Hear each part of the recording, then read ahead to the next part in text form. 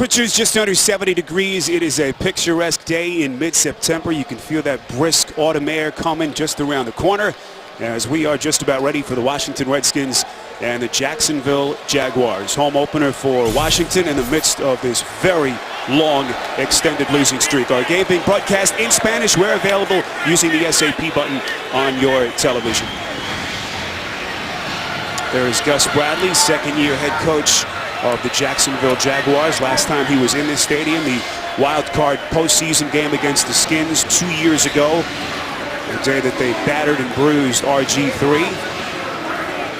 And there is his 47-year-old counterpart making his first home appearance officially as the new head coach of the Washington Redskins. Last 3 years as the offensive coordinator with Andy Dalton and Marvin Lewis in Cincinnati. And both of these teams, Solomon, trying to avoid that dreaded 0-2 start here in week 2. Yeah, you have two coaches who are really essentially trying to build a program with two different teams. The Washington Redskins, the more veteran team, but new head coach Jay Gruden trying to build a new culture and trying to return the winning ways to our nation's capital. And then the Jacksonville Jaguars, a very young team, as of course their head coach has said, they're on a race to maturity, according to Gus Bradley.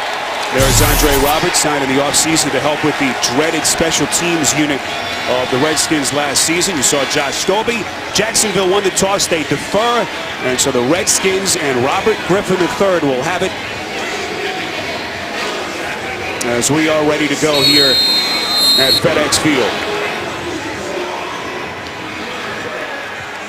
Second straight road game for the Jaguars.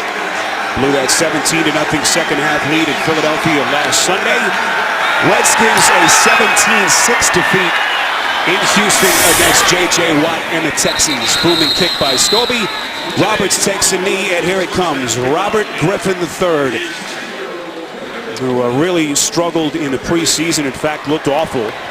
Last Sunday, second highest completion percentage in a single game in his career, but Solomon just could not get the ball down the field, and they didn't do a good job of protecting him either. Yeah, and every time you hear about Robert Griffin III, he's got to become a better quarterback from the pocket. But this offensive line has struggled to protect him. Look for them to get Alfred Morris involved in the run game, and then to move the pocket to buy time for RG3 to get the ball down the field. Griffin from the gun, they fake the gig. Griffin's going to run it. Out past the 30 and a first down run to get the party started as Griffin goes for 11. Starters in front of Griffin today. Trent Williams limited in practice this week with the shoulder injury. Two-time Pro Bowler each of the last 2 years. Backs and receivers, you just saw the run that time by Griffin. Logan Paulson, a starter at the tight end. No Jordan Reed going down with a leg injury last summer. Here's Morris, bounce on the outside across the 32 and tackled by Josh Evans up in the safety position after a gain of 3. Defensive starters for Gus Bradley, Chris Clemens, Red Bryant coming over from the Super Bowl champion Seahawks. Clemens last week, a fantastic debut, had 4 tackles and a sack. Paul Leslie headlines the linebacking core, acquired back in 2011, dealing with some swelling this week, and no Jonathan Cyprien, their second-year stud safety. He is down, so Josh Evans, who was a starter last year for 11 games, stepping in his absence. They call it 2nd and 9. Griffin's going to air it out. Has a man deep. It is caught right at the 10, and then the ball comes loose. And the officials rule that it... Well, let's see here. And now they say incomplete pass. Delayed signal. Incomplete. Allen Ball was beat. Jaguars dodge a bullet. Well, he throws this one on the money. There's the catch by Deshaun Jackson. Now, does he control it through his fall on the ground? He's down, and then he's hit. I think they're going to review this, and once they review it, they may go ahead and overturn the call down on the field and give him the catch. He controlled it, you see, with both arms over it, Spiro, and then only after being hit by the defender, being down by contact, then does the ball come out. Saw the challenge flag come out from Jake Gruden, and looking at that initial replay, this one may be overturned. Washington is challenging the ruling on the field of an incomplete pass. Timeout. If this play is overturned, it'll be a 57-yard gain. They'll look at it. We continue. You're watching the NFL on CBS.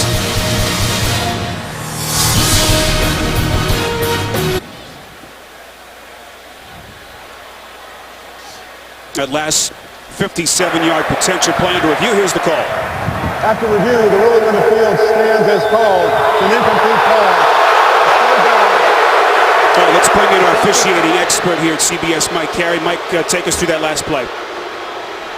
Well, I'll tell you, Spiro, this was a great play to be challenged because all the elements of the catch were met, and the ball did not come out immediately upon hitting the ground. This is a stands lead, but you'll see as the receiver goes to the ground, he rolls, and the ball's still in his possession.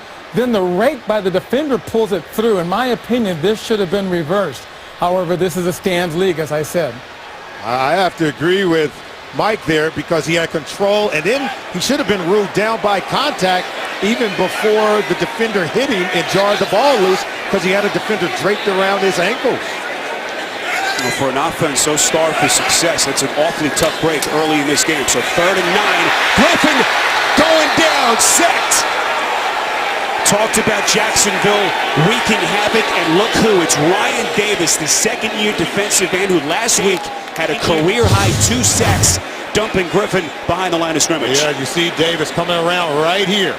He stunned it with the left defensive end, working on that side with Red Bryant. He comes around the end there, and you can see he beat the right tackle on that play, Tyler Columbus, who's been giving up a ton of sacks. Davis, the Bethune Cookman product. Mike Brown backpedaling, takes it from his own 15-yard line. Brown bounces to the outside across the 20 and brought down at the 24-yard line by Washington. 61-yard punt from Tress Way. Chad Henne onto the field when we come back. The NFL on CBS is sponsored by Southwest Airlines. Without a heart, it's just a machine. Pizza Hut's bacon and cheese stuffed crust. Bacon? Enough said. And by Geico. 15 minutes could save you 15% or more on car insurance. Look at the Capitol building on an absolutely picturesque September day. First offensive possession for Chad Henne and Jacksonville. 1st and 10 from just inside the 25. Henne's pass batted down at the line of scrimmage, and it will be 2nd and 10. So here is Henne, the 7th-year man out of Michigan, Pennsylvania native. You see his numbers last weekend, had them up, Solomon, 17-0, and there were some stunned people around the NFL before everything, of course, went south. But earlier in that game, I got to tell you, Chad Henne looked like he was in complete command and control through some wonderful throws to a very young group of talented receivers. Denard Robinson, the lone setback. They go play action. Henne's going to roll out. Plenty of time. Going sideline. Has his man. Allen Hurns right through his hands. He was wide open and would have had 6. D'Angelo Hall scurrying back to recover. And this was the hero Hurns early last week. Watch the eyes of D'Angelo Hall. See, they're in the backfield. See, he's not looking at his coverage. He's not looking at the receiver. That's why he gets beat. Now, Hurns has got to make the catch. He had to wait on it impatiently and then lost focus for just that moment. The young, talented receiver got off to a great start last week. This week, not so much. Hurns last week, a touchdown on his first 2 career receptions, 34 and 21 yards out. He'll never be as open as that. 3rd and 10. Henne sacked.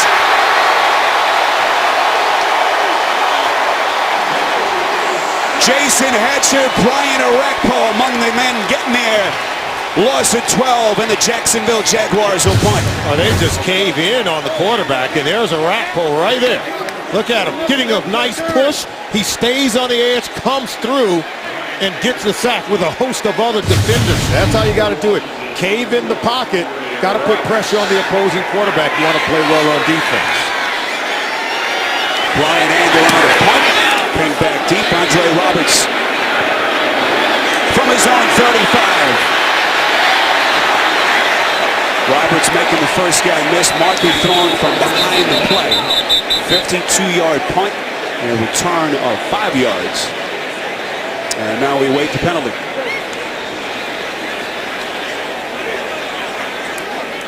Still looking for our first points, but there have been some fireworks in the early couple of minutes. Yeah, both teams squandering opportunities. course, the penalty took away the big play caused by RG3 up top. There are 2 fouls, both by the return team. Illegal block in the back. Return team, number 36. That penalty is declined. Holding, number 82 of the return team during the kick. That penalty is accepted. 10 yards from the end of the kick. It'll be Washington's ball. First down. Timeout. So Darrell Young, Logan Paulson, the 2 players penalized. Griffin back onto the field on CBS next. FedEx Field still scoreless, early couple of minutes.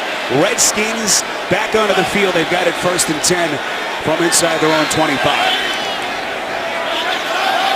If you've just joined us, Redskins had a 57-yard pass play brought back, ruled an incomplete pass. It appeared to be complete. Mike Carey, our officiating expert, said that he disagreed with the call on the field, but some early fireworks on it. Yeah, I love the sequence of first 3 plays of the game. A nice run by RG3 in the read option. They set up the play action pass on the run from Alfred Morris, and then up top to Deshaun Jackson to, in my mind, what should have been a catch ball comes out late. They took it away. 2nd and 8. Niles Paul, the backup tight end, with the injury to Jordan Reed. It's a big moment for him. He's waited for this 4 or 5 years. Ball security has been an issue with him. Had a fumble, Solomon, last week. There's Niles Paul off the right side of your screen, tight end, wide pop over the head of Paul Posluszny, but just in front of the safety. It's a good throw by Robert Griffith III. 19 yards through the air and a Washington first down. They mark it at the 45-yard line. You see Paul's numbers last week, the 86 yards, a career high. Play action, Griffin's going to run. Sneaking inside Jacksonville territory. Right at that first down marker, and he moves the chains with a run of 10 yards. You know, he's just going to read the defensive end. If he comes down, then Robert's going to pull it and then go around the end. So watch the read option there. See, the defensive end comes down. That's when he pulls it, keeps it himself. And there's no one to account for the quarterback. That's why the read option play has become a very big play in the National Football League. Helps to stimulate the run game.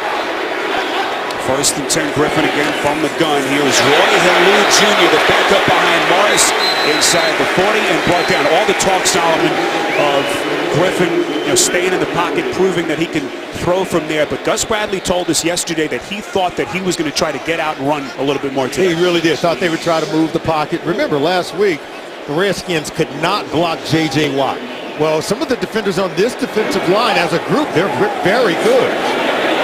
2nd and 4, again play action. Griffin fools everyone, gets out of the pocket, throws it, finds his man. It's Deshaun Jackson at the 20. Another Washington first down.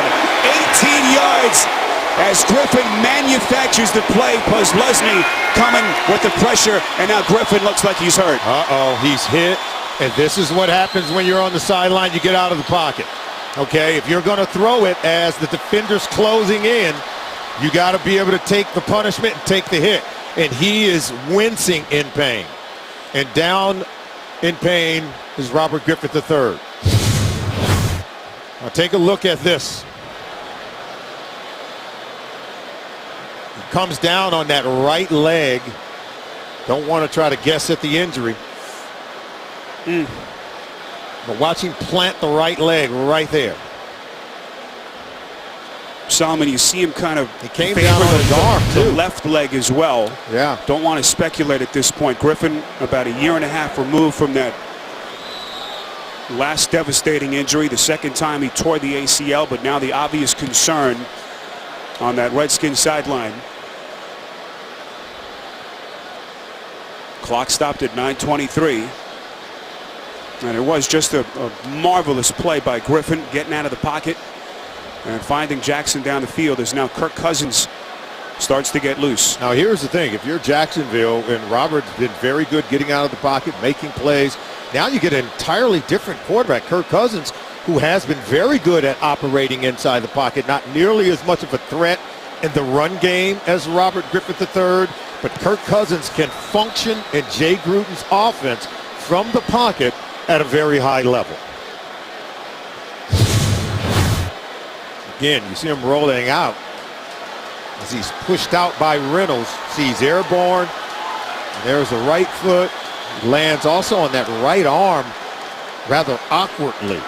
Watch him put his right arm down. He puts that right arm down and falls on it. Don't even want to try to guess at what this could do. So they continue to evaluate Griffin on the sideline. He was 2 for 2 on the drive, each completion for 19 yards. But now Kirk Cousins, we've been here before with him. They made the change at quarterback late last season, really struggled over the last 3-4 games, and here he is early in this one, 1st and 10 from the Jacksonville 20. Mars wrapped up, unable to get to the edge. And as we move on to 9 minutes left in this first quarter. Now, how does things change, Spiro, without Robert Griffin III? And here's the injury from a couple of years ago. Robert Griffin III, remember, suffered that torn ACL and LCL injury in the right knee. He had total reconstructive surgery a few days later and returned for the season opener to start the 2013 season.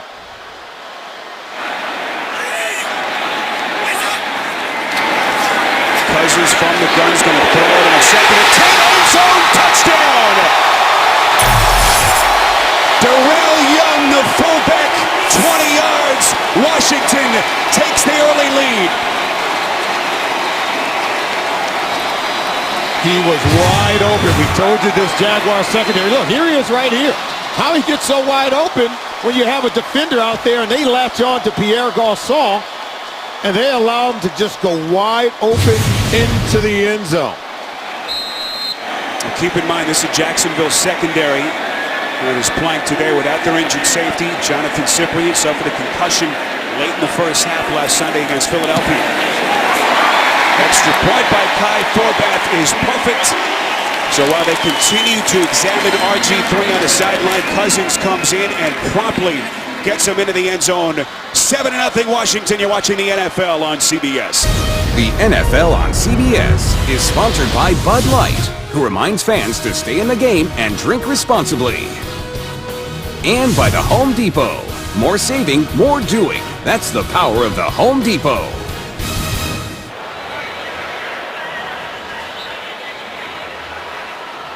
Robert Griffin III is going to be carted off. It is the left leg that they're looking at. He did have a brace on. It was the right ACL and LCL that he tore in January of 2013, that NFC wildcard game that Solomon mentioned. And now the waiting game will begin.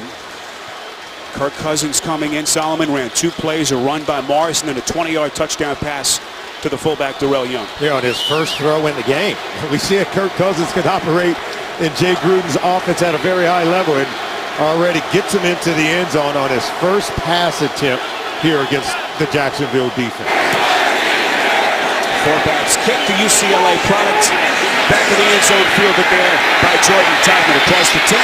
That past the 15, taking out tacklers at the 20. And that's where Chad Henne and Jacksonville will take over. Adam Hayward on the tackle. And here again, it's the left leg, Solomon, and right there. Yeah, it's going to be where we right think the there. injury happened. Yeah, in that knee area. Somehow, some way or another, he tweaked that left knee. And he's already straightening it out, understanding. But, boy, did he hang in there and still completed the pass on that throw. Market just got past the 20. Honey play action completes. Marquise Lee, the rookie out of USC, had 6 catches last week. Good first down yardage. They go for 8. Tackle made by Clark and David Emerson. So we saw Dwayne Gratz, Gus Bradley's defense, giving up the touchdown, leaving the fullback, Darrell Young, wide open in the corner of the end zone. One thing about Gus Bradley's Jacksonville Jaguars, they've always been very resilient, and they do play hard for their coach. 2nd and 2. They blow up Toby Gerhart. Brian Orakpo, who had some very favorable things to say about Gerhart, said he's old school, doesn't wear gloves, doesn't wear elbow pads.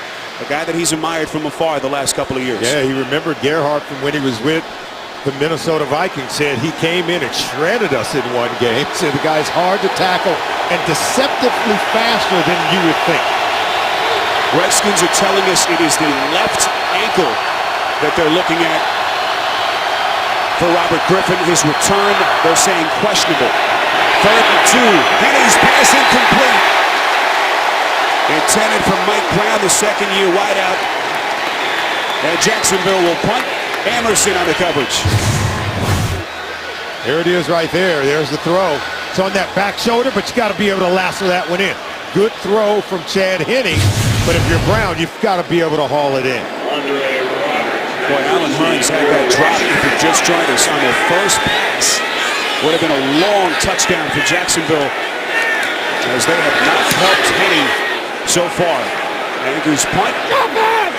Fielded by a backpedaling Andre Roberts inside the 20 and runs out of bounds shy of the 30-yard line. 54-yard punt and a 10-yard return, 7-0 for Cousins and Washington. Well, this Thursday, your football week starts here when the Tampa Bay Buccaneers tangle with the Atlanta Falcons. Big matchups go primetime Thursday night football on NFL Network and CBS. FedEx Field in Washington, 7-0 Redskins. Spiro Diaz, Solomon Wilcots, our entire CBS crew. Just under 7 minutes to play in a game that has not been short on drama already.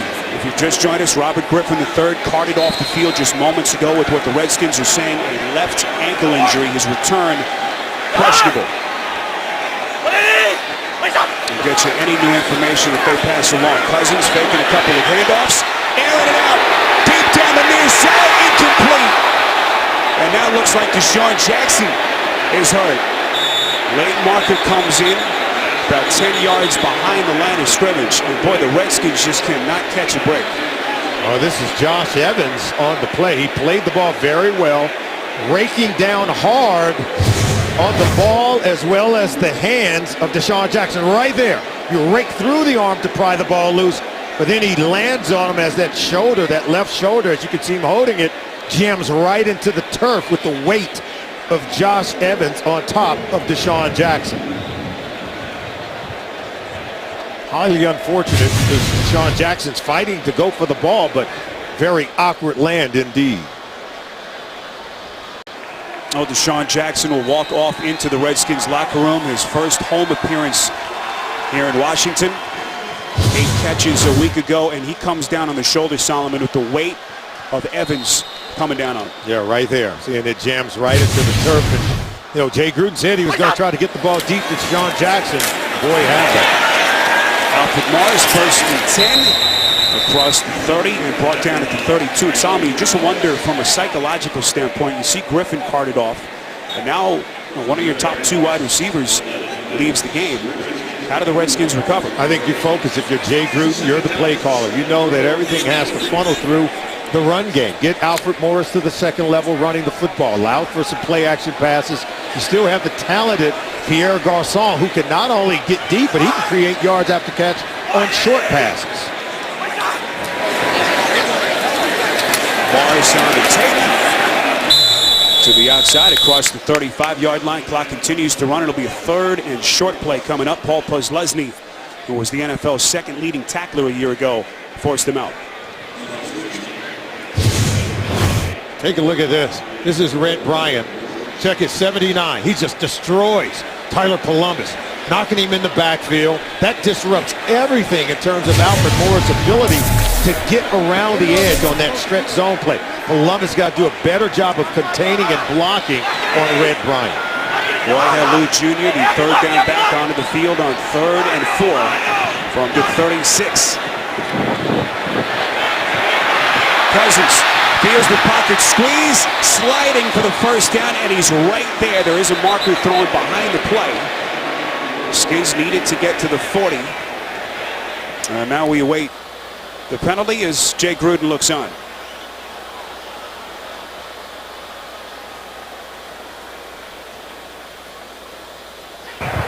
There are fouls by both teams on the play. Illegal hands in the face. Defense, number 90. Holding. Offense, number 78. This foul's offset. We'll replay. So the penalty's offset, but they replay the down. It'll be 3rd down.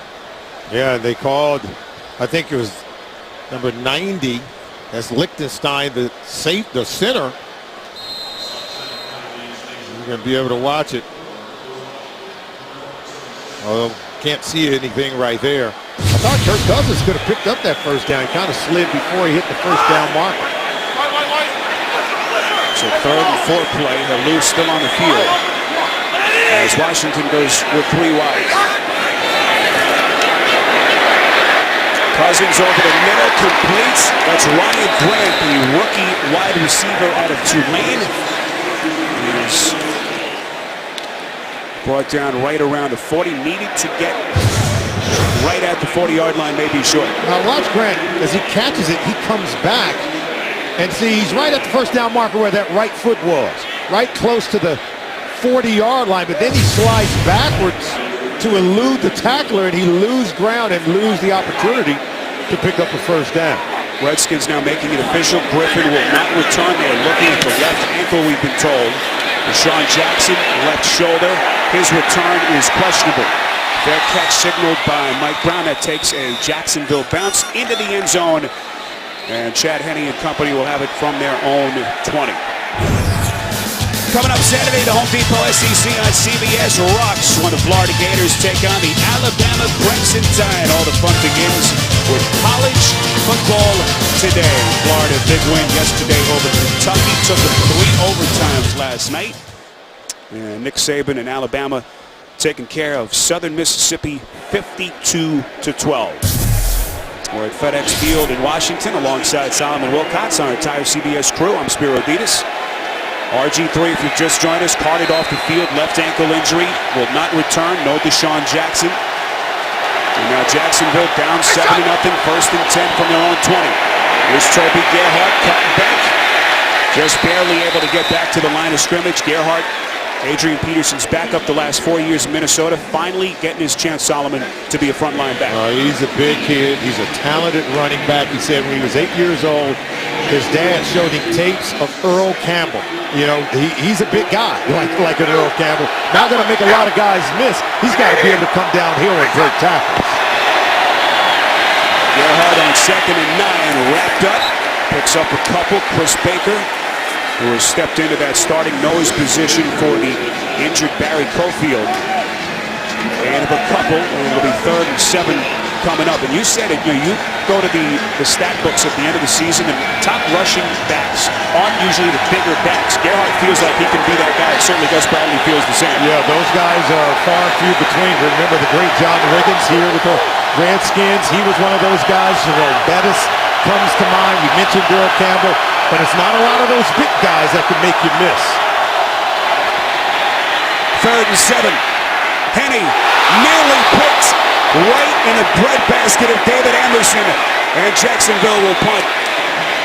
Well, it was actually Amerson who nearly had the interception, as you said, Spiro. But he and number 30, E.J. Biggers, watch, they collide at the same time. Both guys had a shot at intercepting that one. Pass was intended for Marquise Lee. But look, both guys, they fight one another for the ball. And Amerson would have had it cleanly had he not been interfered by his own teammate. So 3 Jacksonville possessions have all ended in punts. Anger's been busy so far. Roberts is going to play it inside his own 25 and run out of bounds right around the 35-yard line. And what has been a injury-plagued opening quarter, left leg of Griffin. There it was. They are calling it an ankle. Carted off, will not return. And Deshaun Jackson, left shoulder. His return, questionable. And now we know why the Washington Redskins, during this past offseason, Spiro, was so reluctant when teams came calling to trade for Kirk Cousins. Here's a guy that's been successful here as you take a look at the injury so far, all in the first quarter, losing dynamic players like RG3 and Deshaun Jackson, but great depth at both positions. 1st and 10, play action to Morris. Cousin rolling out, finds his man. That's Roberts, acquired in the offseason to give him some juice in the return game. 11-yard pass play for a first down. You know, at the beginning of the game, you mentioned RG3 struggled during the preseason. Well, Kirk Cousins did it. He made plays just like this. Roberts is a guy that came in the offseason via free agency. He's going to have an opportunity to play in the absence of Deshaun Jackson. So we said depth at the quarterback position and at the wide receiver position here for the Washington Redskins. We've seen Gruden go almost exclusively from the shotgun in this first quarter. Draw play. Here's Morris. Gashes Jacksonville's defense inside Jaguars territory to the 38-yard line. 18-yard burst before Evans brought him down. You know, it's that stretch zone play, but you love the vision. Look, they get it going this way, and then he hears and he hits it right up the middle. Watch the vision of Alfred Morris. See, he sees it. He sees daylight right there. He understands he can go all the way to the backside where his left tackle was blocking for him. Trent Williams just collapsing that entire side. Only Adrian Peterson has rushed for more yards the last 2 years than Alfred Morris. First and 10, Cousins play action. That's complete inside the 30. That's the backup tight end, Niles Paul, his second catch, that time for 8. We'll set up a second and short. Right. Kirk Cousins has got good vision down the field, but he's got a couple of guys open, and you see Powell, they go one way, then Niles Paul, but look at the second level. Look at number 12, Andre Roberts. He's open also. Pick your man. This Jacksonville Jaguars secondary's got a lot of holes in it. Kirk Cousins is going to find it. Cousins pitching a perfect game so far. You saw 4 for 4. There's Morris, such a physical runner. Taking on a tackler, Winston Guy Jr., the starting safety out of Kentucky, stepping up to make the tackle, but not before Morris picks up the short first down. A lot of talk this week that they haven't leaned enough, Solomon, on Alfred Morris, a guy who is as talented a running back as we have in the NFL. You see today, will surpass, and just has surpassed Clinton Portis for the fastest Redskins runner to get to 3,000 career yards. Cousins, wide open is his man. Niles Paul into the end zone. Touchdown. Wow, he was wide open. This is the same play that we saw Niles Paul, and this could be a touchdown. Did they even touch him when he was on the ground? That remains to be seen. Watch, he goes one way, he comes out. Now let's see if they touch him after he makes the catch. They're going to mark it he down. gets up. See, he's up. Well, one of the backside officials said touchdown, and now they have it marked down at the 1. Josh Evans, did he make contact before he's up before now? The ball breaks the plane? The knee is down, and he's touched right there. And you're right, you got to see if the ball breaks the plane there. So they mark it at the 1. That takes us to the end of the first quarter. 7-0. You're watching the NFL on CBS. Call on the field after a review. Niles Paul ruled down inside the 1-yard line. First and goal, Redskins, in a play that was awfully close. Kirk Cousins on in relief of the injured RG3, 5 for 5 already with a 20-yard touchdown pass. Morris close to the goal line, no signal.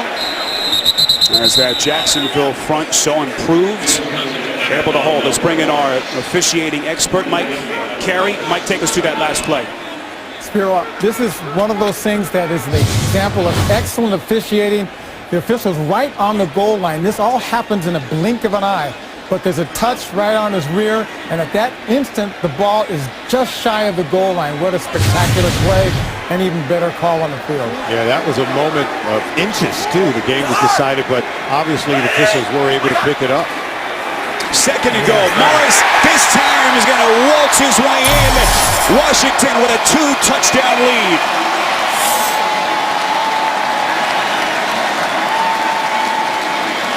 Well, we said they had to get Alfred Morris going. He was huge on that drive, his ability to get to the second level.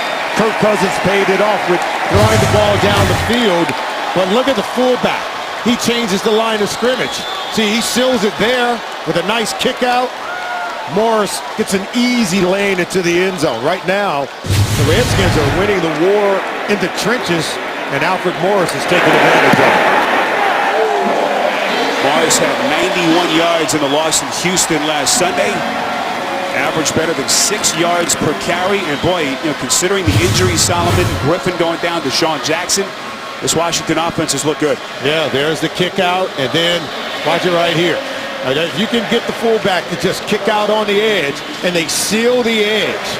See, we got a nice seal on the inside, and we talk about a nice alley into the end zone for Alfred Morris, hitting a home run for the Redskins. Jaguars defensive end Chris Clemens called him a little bit smaller version of Marshawn Lynch, but this guy, a former 6th-round pick a couple of years ago. What a 2.5-year run it's been for him to start a brilliant NFL career. He's gone 8 consecutive games without rushing for 100 yards. Right now, Jay Gruden's going to ride Alfred Morris. It does open everything up in the passing game. Jay Gruden's got to feel really good. You know, he's without 3 starters now on the offense. He's without RG3. He's without his starting tight end, Jordan Reed. And he's without Deshaun Jackson. Niles Paul's done a really good job filling in for Jordan Reed at the tight end position. Andre Roberts has filled in for Deshaun Jackson. And boy, has Kirk Cousins stepped in. They're playing with 3 backups in the lineup on offense. Left-footed kick of Tress Way, fielded by Todman deep out of his own end zone across the 25 to the 30. Brought down at around the 32-yard line. So good field position for Chad Henne. But the Jaguars need offense, and right now down 14-0.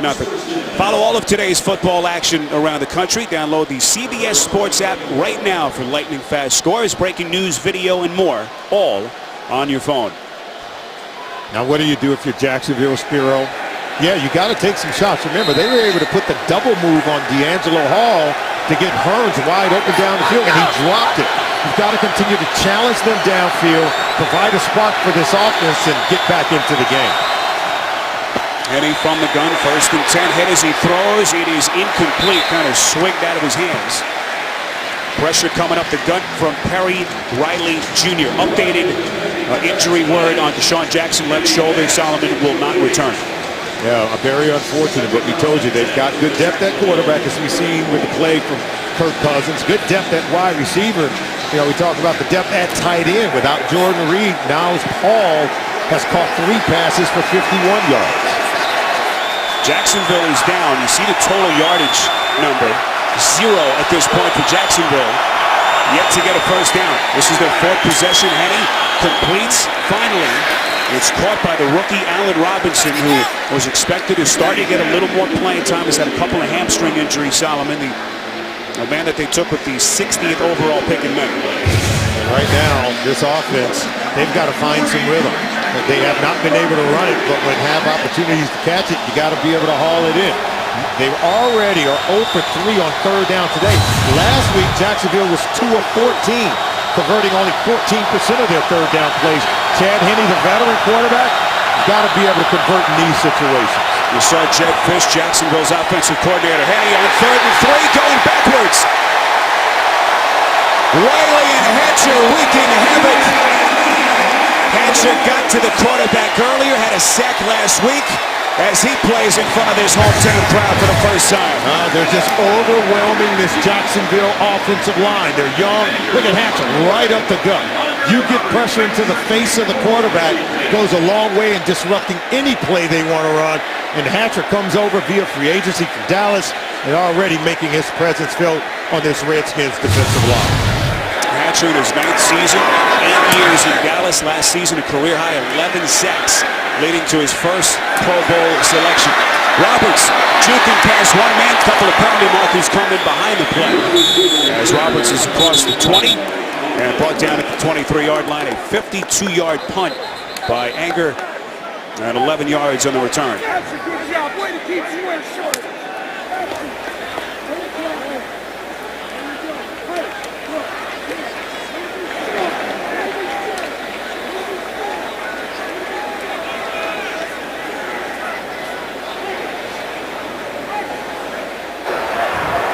During the return, illegal block in the back. Number 26 of the return team. That penalty is half the distance from the spot on the foul. 1st down, Washington. Come out. Rookie backup cornerback Rashad Breeland whistled as they mark it back 14-0 Washington. Jacksonville's offense continuing to give Gus Bradley nothing so far. 1 total yard if you've just joined us.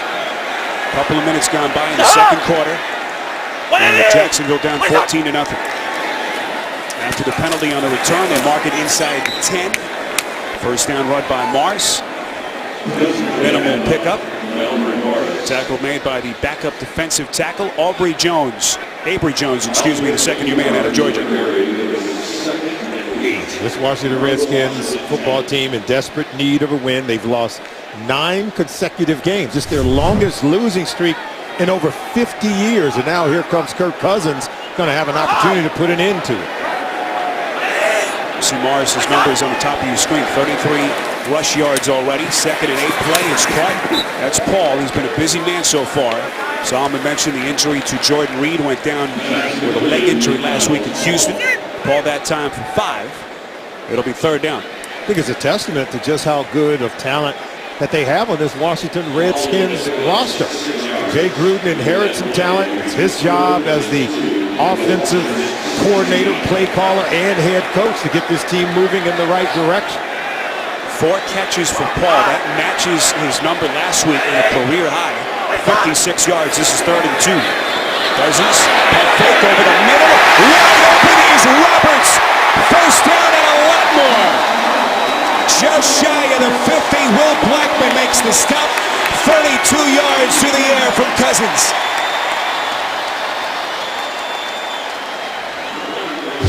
Kirk Cousins doing a really good job. Look, starting over here on the left side, there's Roberts right over the middle behind the linebackers. And then the eye vision, the vision of Kirk Cousins pulls him right out of coverage. And he comes back to this side, and that's where he finds the window.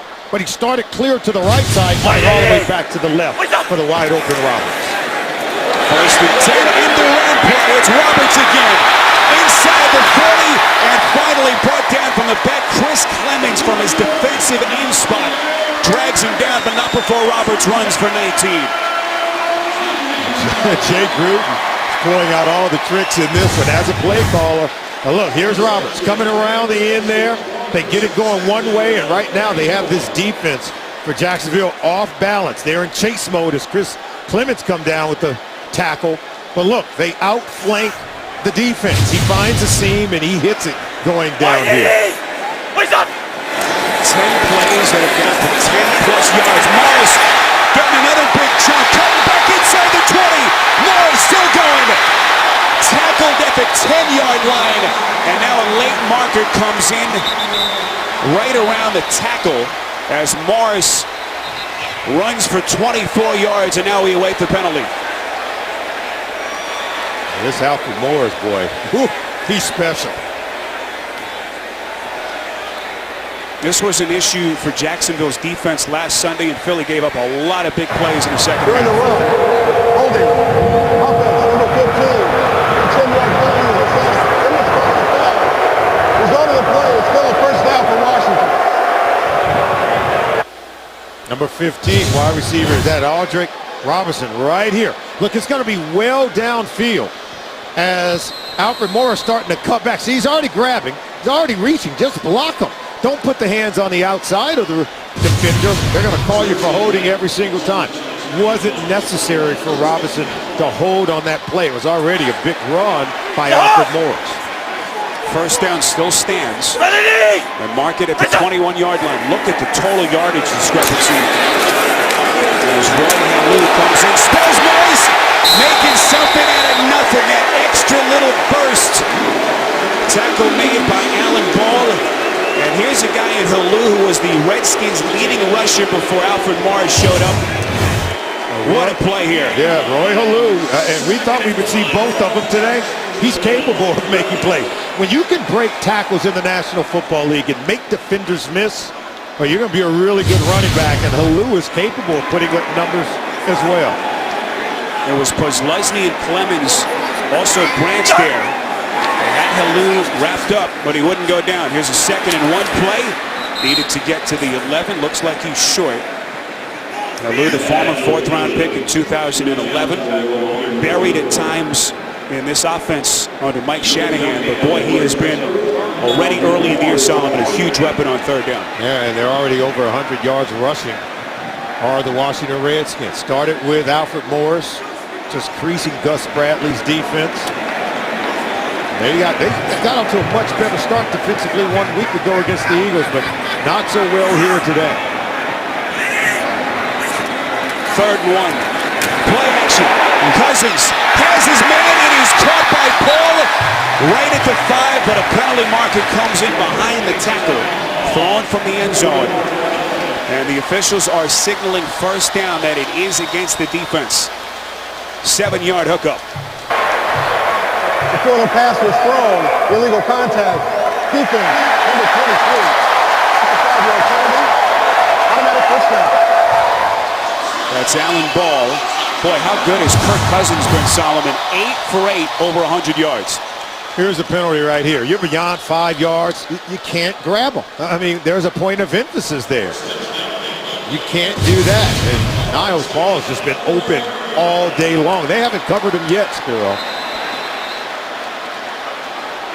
9th play of the drive, over 4 minutes. 1st and goal, just inside the 5. Morris inside the 10, taking on tacklers like a battering ram. And brought down just outside the 1. Dakota Watson. The lights may have gone out on that play. Watch 92, Ziggy Hood. Got a chance to make tackle. Doesn't. See, you make the big guys miss right in the hole at the point-blank range. Boy, you're putting in work. But right now, this Jacksonville Jaguars defense, they're getting out of their gaps. They're not in position to make plays, and they're not making tackles. Morris on 2nd and goal. That is a professional hit right at the line of scrimmage, and the goal line marker comes in, and that time Dakota Watson looked like he may have gotten the better of Morris. By the defense, number 97. The penalty is declared. Touchdown Washington. It's at Roy Miller. Morris with his 2nd touchdown run of this opening half. Alfred Morris, and they talked about it. He's a good runner because he knows how to finish. Now watch the hit by Dakota Watson. Still not enough to keep Alfred Morris from sliding off the edge of the defender to get it in the end zone. Look, he's wincing in pain. He knows he paid dearly to get that touchdown. Forbath on for the extra point.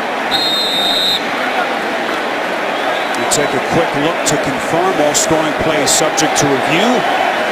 And it is a touchdown. Forbath's kick splits the uprights. Washington covers 92 yards in 10 plays. They are pummeling Jacksonville by 3 touchdowns. The NFL on CBS is sponsored by Bose, official sound of the NFL. McDonald's, official sponsor of the NFL. I'm loving it. And by New Red's Wicked Apple, refreshingly hard.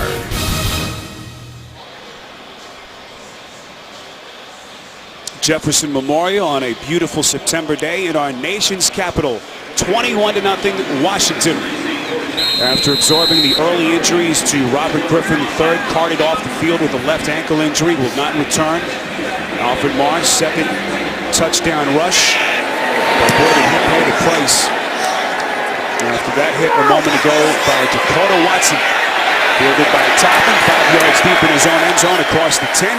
Barely able to get back to the 15-yard line. Can Jacksonville get any offense going on CBS? Oh, it's not too late to sign up and play. NFL.com. Fantasy football. Get free mobile apps and exclusive instant highlights. Sign in under 2 minutes and play for free at NFL.com/fantasy. Jacksonville has it inside their own 15-yard line. If you've just joined us, barely any yards of total offense. You see the plays that they've run: 4 possessions, 4 punts, 0 first downs, and they're down 3 touchdowns. This is Denard Robinson, the converted dual-threat quarterback at Michigan. Keenan Robinson on the stop as a penalty marker is thrown right at the line of scrimmage.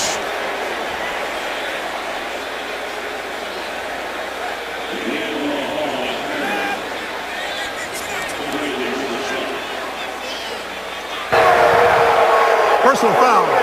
Defense, number 23. Leaning at the front of the helmet of the defensive player.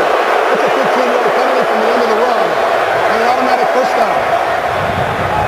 That's the D'Angelo Hall, the longtime NFL vet in his 11th season. As we take another look, Solomon, at that last Mars touchdown run, but boy, did he pay the price. Just follow Lakota Watson. See it through the eyes of the defense. He'll take it to the running back. He plays it well, but not good enough to keep Alfred Morris out of the end zone.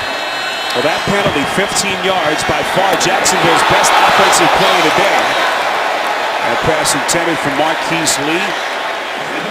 Excellent coverage by the rookie backup cornerback out of Clemson, Bashard Breeland. Look, Breeland almost intercepted. If you can't complete the short ones, I'm going to tell you right now, you got to start taking some shots down the field. You got to loosen up the secondary. It's becoming even more difficult for Chad Henne to manufacture any completions, even on short throws.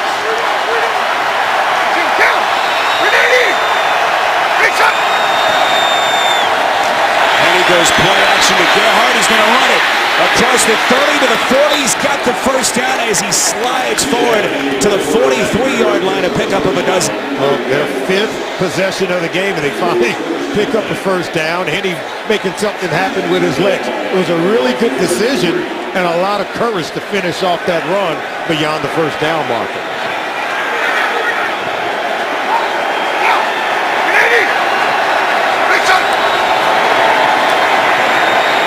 Penalty marker comes in, and once again, they get to Henne. Ryan Kerrigan wrapped him up for a loss of 8. Penalty marker right, a little bit behind the line of scrimmage. If it stands, it'll be the 3rd sack for the Redskins. Illegal formation by the offense. Number 78 was on the end of the line and not covered up. That penalty is declined, resulting in the play, 2nd down.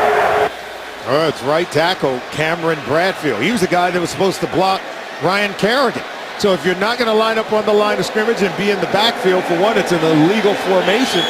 Two, it ought to give you an advantage in pass protection, but it still didn't work for the young Bradfield. This is a Jacksonville offense that really struggled last Sunday after that 17-0 lead that they got out to. Last season, ranked dead last in the NFL in points. Here's Gerhardt, unable to find the edge. Forced out of bounds inside the 40 on a 2nd and long play. Arakpo and Riley Jr., the linebackers, forced him out. Well, Jim Haslett's defense is playing really good up front. They're dominating. They're swarming. Brian Arakpo setting the edge on the outside. Anything thrown out there, he's rallying to make tackles. He's collapsing on pass and his ability to rush the quarterback. So right now they're doing a really good job of just crowding the pocket around the quarterback. 3rd and 15. Henne, far side. It is caught. They do say it is a catch, but well short of the first down marker. It's caught by Robinson, the rookie. 2nd reception for him. Emerson there on the tight coverage. Oh, it's a good throw there, but there you see right there, it looked like that knee was out of bounds. They may take it back, but I'm not so sure the Redskins are going to protest it. So Chad Henne in his 2nd year in this new offense under Jed Fish, former offensive coordinator at the collegiate level at Miami. You take away that first half last Sunday, they have been awful. Anger, booming punt, fielded by Roberts. It is on 14-yard line. Roberts accelerates to the outside. Excellent coverage on the punt. Roy Reynolds among the tacklers after a 40-yard punt. Cousins and company up 21-0. The NFL on CBS is sponsored by the all-new Chrysler 200, America's import. And by FedEx One Rate. Simple flat rate shipping with the reliability of FedEx.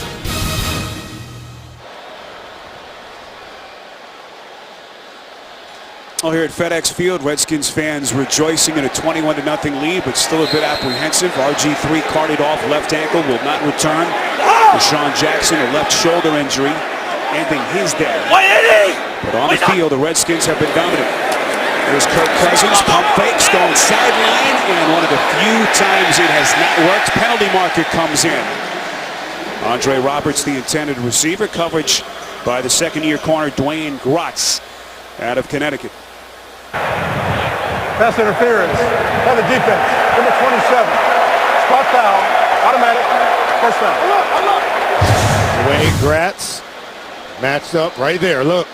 Okay, that was okay, but now right there, see how I reached out and grabbed, slowed him up a little bit?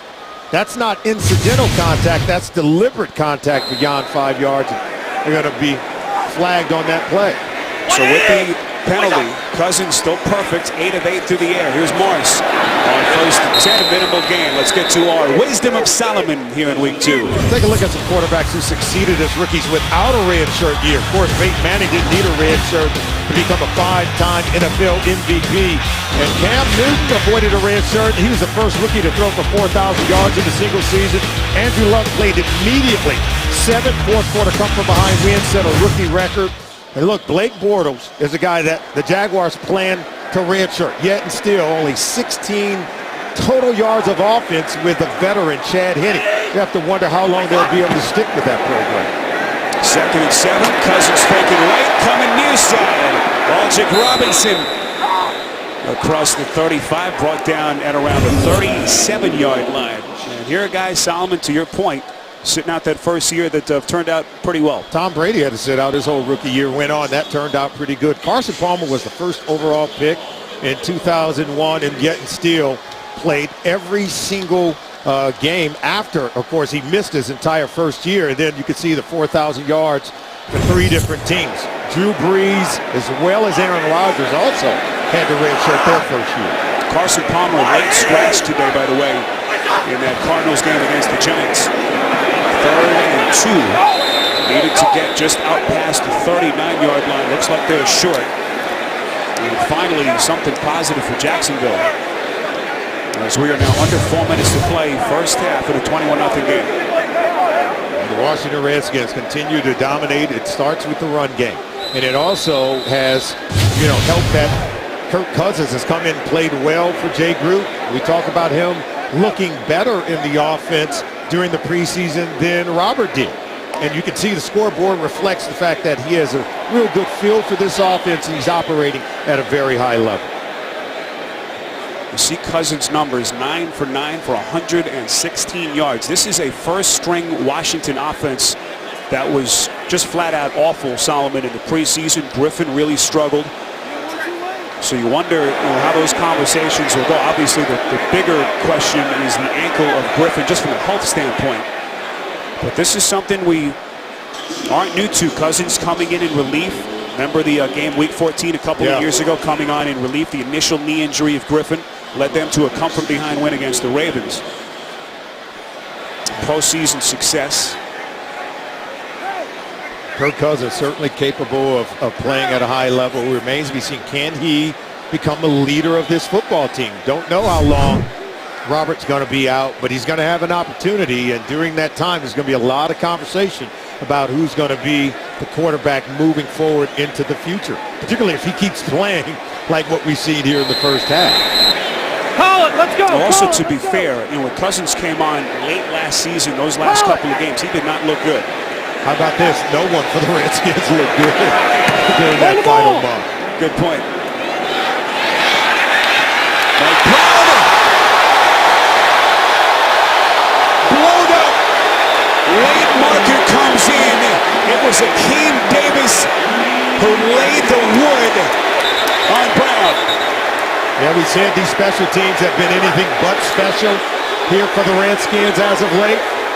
Akeem Davis must have heard us talking about it because he wanted to put an end to this. What looks like a good play. Personal foul, unnecessary roughness. Number 47 of the kicking team hit to the head of the defensive player. That's 16 yards from the front of the foul.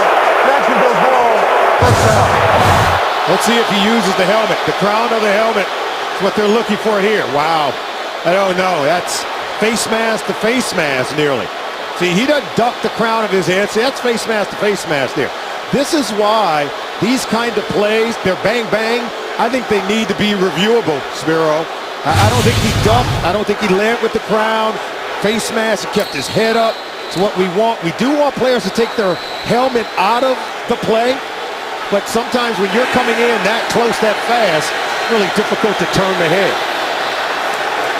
Well, Jacksonville needed something. Let's see if they can take advantage. Gerhardt, minimal run on first down. Let's bring in our officiating expert yet again, Mike Carey. Mike, what did you see on that last play?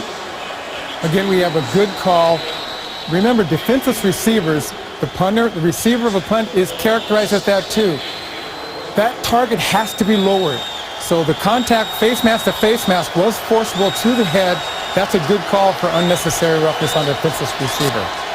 Mike, thanks. You know, we've seen Solomon those plays called with a lot less contact so far in the preseason and now early in the year as they complete to Mercedes Lewis. Here is the rule, the hit on defenseless players. Yeah, you want to turn the head away from your target, lead with the shoulder to the body or torso below the neck area of the opponent, and officials are instructed to rule on the act, not the aftermath or the result. So, you know, Mike Carey's right. And of course, I have to defer, but you got to take the helmet out of it and get that target down, as he said, to the body or torso area. Henny, no chance. Perry Riley, the 50th start out of LSU, getting them for a loss of 8. They are just flooding the gates. Here's Perry Riley right there. He comes late. He's a secondary blitzer. In other words, he was not on the line of scrimmage, wasn't counted into protection, come free, and is able to get Chad Henne on the ground. Jacksonville desperate for points, desperate for anything really at this point. 2-minute warning, 2nd and 18. Outside the 30, Henne slings it sideline, and another big lead hit.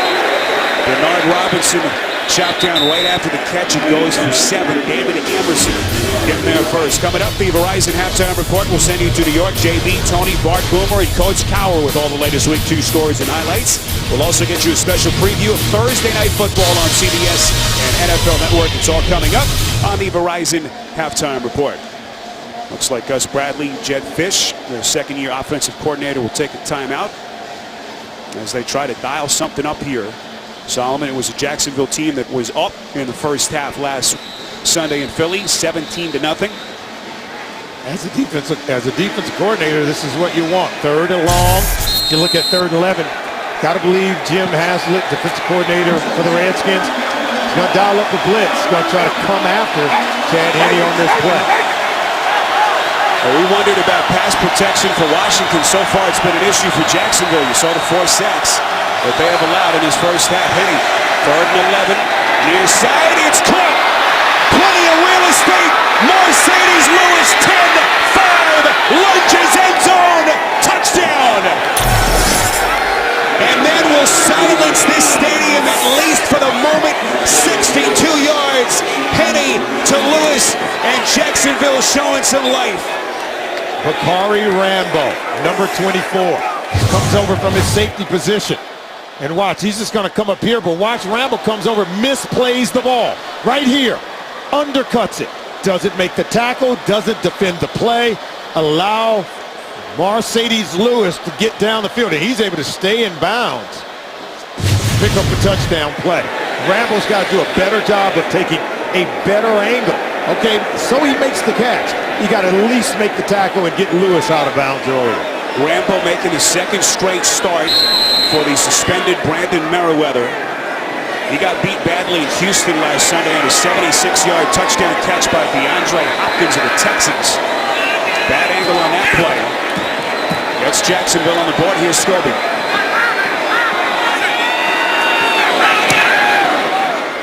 That's your point for Scobie, and it's good. So Jacksonville, a late first half touchdown to Mercedes Lewis, the former Pro Bowler. You know, it all starts with the vision of Chad Henne. He sees Rambo's late getting over the top, and that's why he can take advantage of this throw. If you get stuck on the hash, you don't come over soon enough. Look, he beats Bakari Rambo. Over the top, poor angle by Rambo. He can't even get back to make the tackle. And the tall and talented tight end, Mercedes Lewis, takes it into the house. Good throw from Henne. Good read from Henne.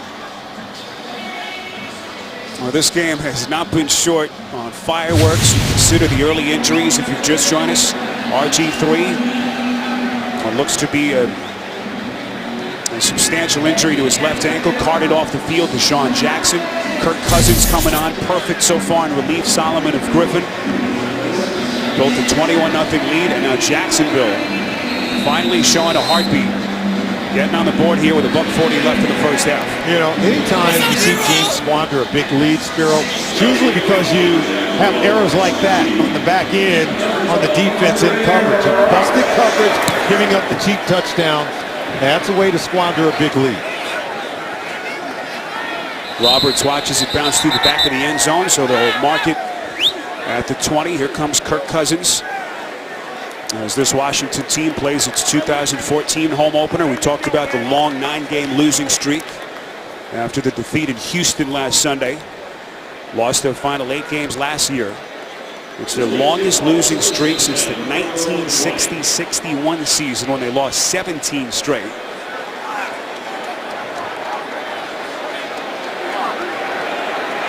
Here's Cousins from the gun again. 1st and 10 from the 20. Redskins have 1 timeout left. Cousins airs it out. It's complete. That's the rookie Ryan Grant. Grant's going to get some more time with the injured Deshaun Jackson done for the day. 9 yards, 2nd and short coming up. Another reminder to keep it here. The Verizon halftime report comes your way next. JB, Tony, Bart, Boomer, and Coach Cowers standing by in New York.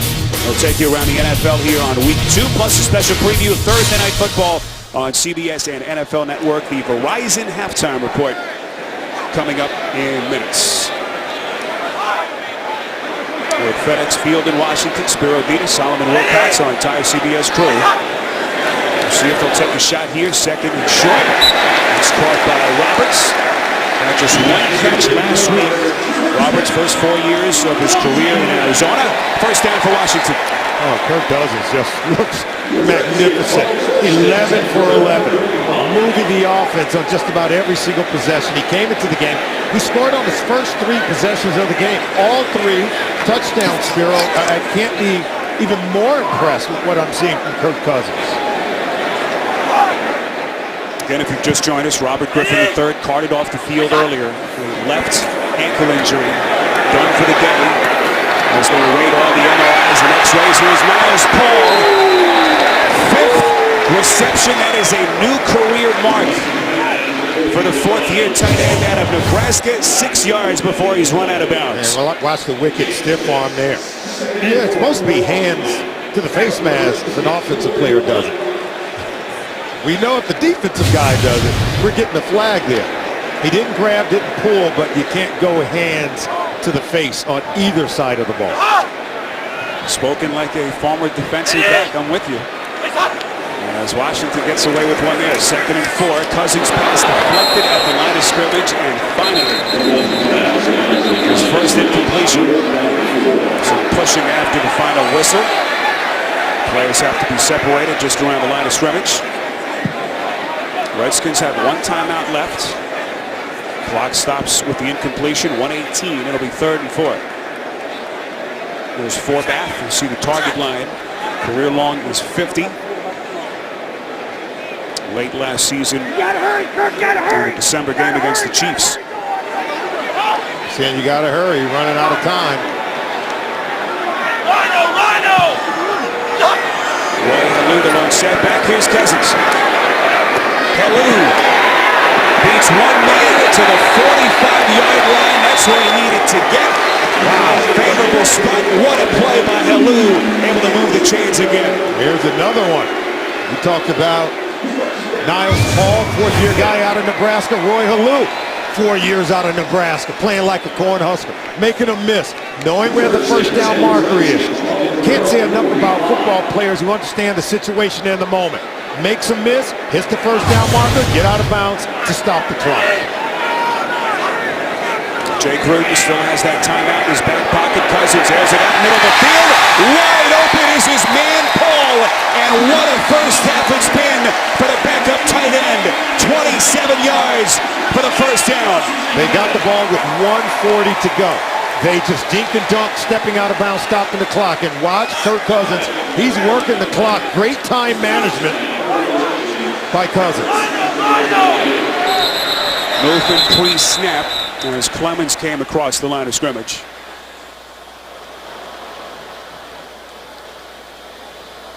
Looked like Trent Williams may have moved for Washington as we await the call.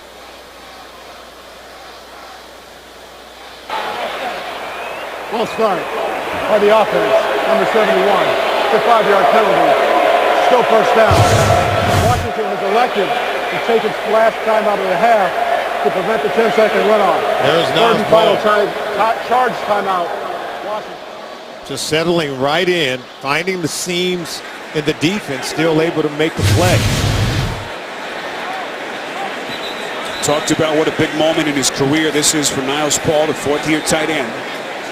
Injury to Jordan Reed last week, went down with a leg injury. Paul with a career-high 7 catches, 96 yards in the first half. What did Jay Gruden tell us when we talked with him on Friday? He said he just believes at the NFL level, the quarterback position is what? To be played from the pocket if you want to have a long-term career. Well, right now, all these throws I'm watching from Kirk Cousins, they're not of the read option, play action variety. He's reading the defense, he's sitting in the pocket, and he is dealing a blow to this Jacksonville Jaguars defense.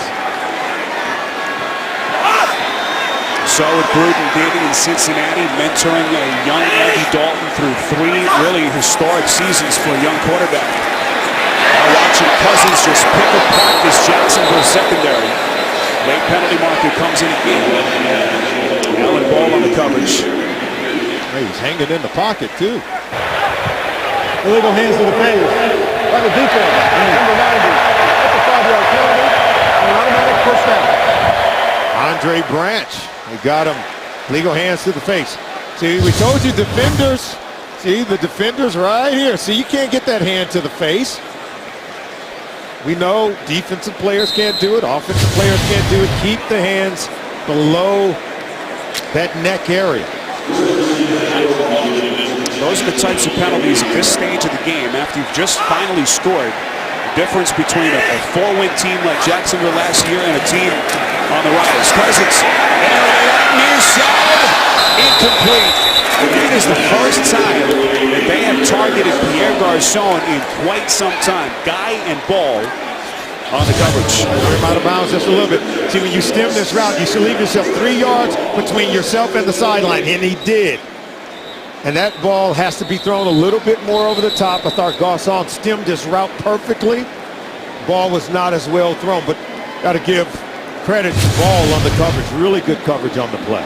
Garçon's 3rd season in Washington has a 17-game streak with at least 5+ receptions. A Redskins record on the line today. 2nd and 10. Cousins, bullet throw near side. That's incomplete. Intended for Grant. So Washington out of timeouts, 29 seconds left, 3rd and 10. Solomon, where does Gruden go here? Well, it's the one time that you saw the quarterback and receiver out of place. Now, the one guy who's been repeatedly open and for Gruden all day has been Niles Paul. I think you go with something to get the linebackers to settle in, but he's been sneaking behind them, getting open all day, coming off the edge, even if it's in that reverse boot action. Already 7 receptions in the first half for Niles Paul. You see the 3rd down conversion rate, something they really struggled with in Houston last week. Blitz coming, and they get to Cousins. And that a play that you just can't take if you're the quarterback, but really Cousins never had a chance. Blackman and Guy coming hard on the blitz, loss of 10. Clock's still running here. Still running. You got to get it, and you got to make a play. Well, you basically that sack just took them right out of field goal range. They can't do anything. They're going to run out of time. And it looked like Jacksonville, Solomon, took a timeout. Remember last week on the long run by Darren Sproles, they were misaligned Gus Bradley's group. He said he should have called a timeout. And that time, calling the timeout may have helped the Washington Redskins. Reset the game clock to 3 seconds, please. 3 seconds. Thank you.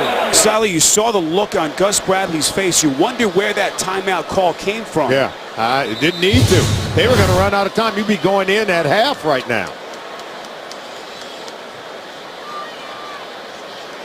Jacksonville will put 4 defensive backs about 25 yards behind the line of scrimmage here. And that could turn out to be a terrible mistake if Washington somehow here can get it in the end zone. This will be the final play. They're out of timeouts, 3 seconds. On a 4th and 20 from the 38. bizarre ending to the half. Cousins going end zone. Far side, batted down. And that takes us to the end of the first half. Josh Evans batted it to the FedEx Field turf. 21-7, your score at halftime. We'll be back with the Verizon halftime report after this message and a word from your local station. You're watching the NFL on CBS.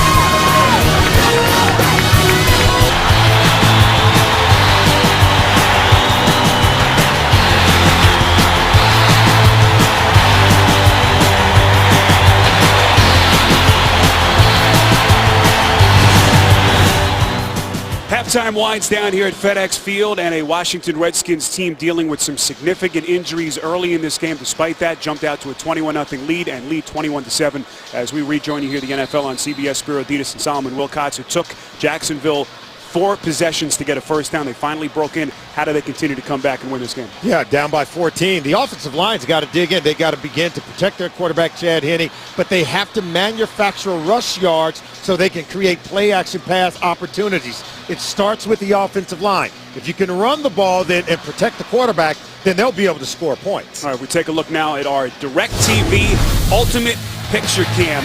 RG3 going down with a left leg injury. This was Cousins' first pass, a 20-yard touchdown completion to the backup fullback, starting fullback, I should say, Darrell Young, and that got things going for the Redskins. Take a look at our first half stats.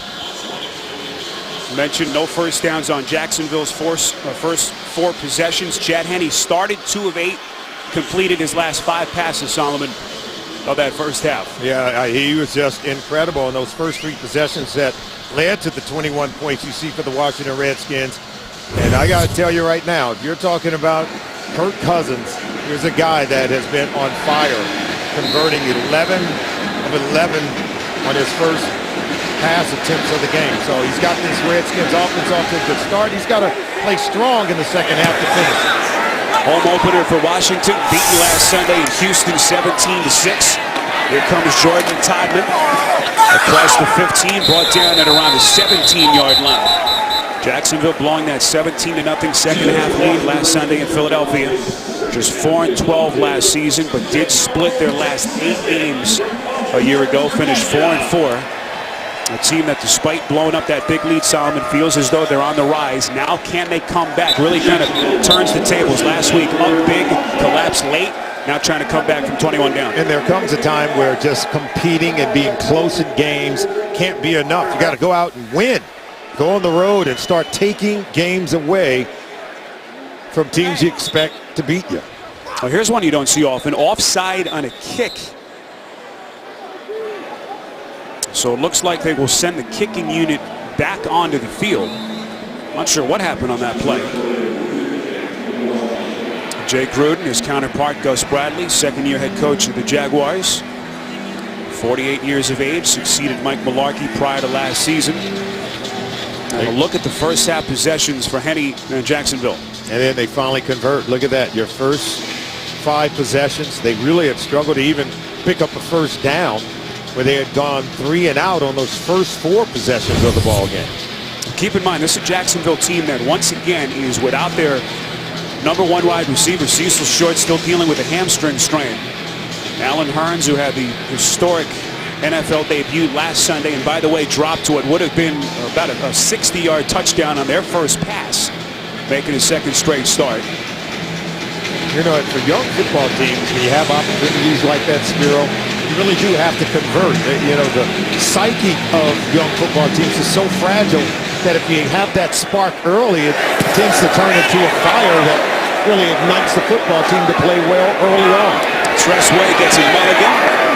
This is Todman fielding on a bounce across the 20. So better field position for Chad Henne there in Jacksonville. 21-7. As we get going here, second half at FedEx Field in Washington. You see Henne start incomplete on 6 of his first 8 throws. Had a chance to visit with Henne yesterday, 7th-year man out of Michigan. He knows the deal. Just kind of a placeholder Until the 3rd overall pick in the draft, Blake Bortles is ready whenever that day may come.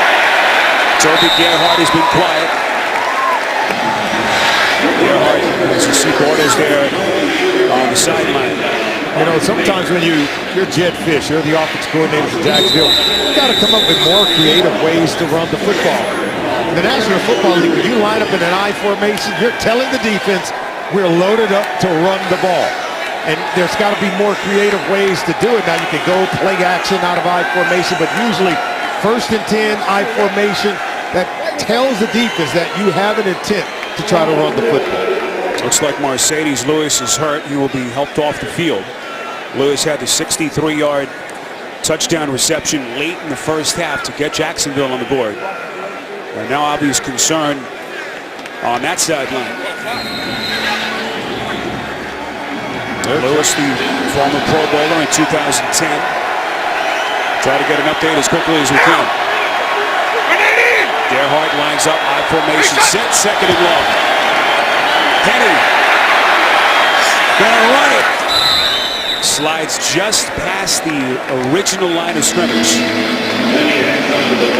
Got him a favorable spot, pick up a 3. Now, see, this is I formation, and it's sort of a half-hearted attempt at play action, but Henny wasn't even turning towards the running backs when he went 5. See, if you're going to go play action, you got to turn toward the running back. Go ahead and run it, but he turns away. So there's no real sense of a play action or threat of a run fake there to hold the secondary linebackers.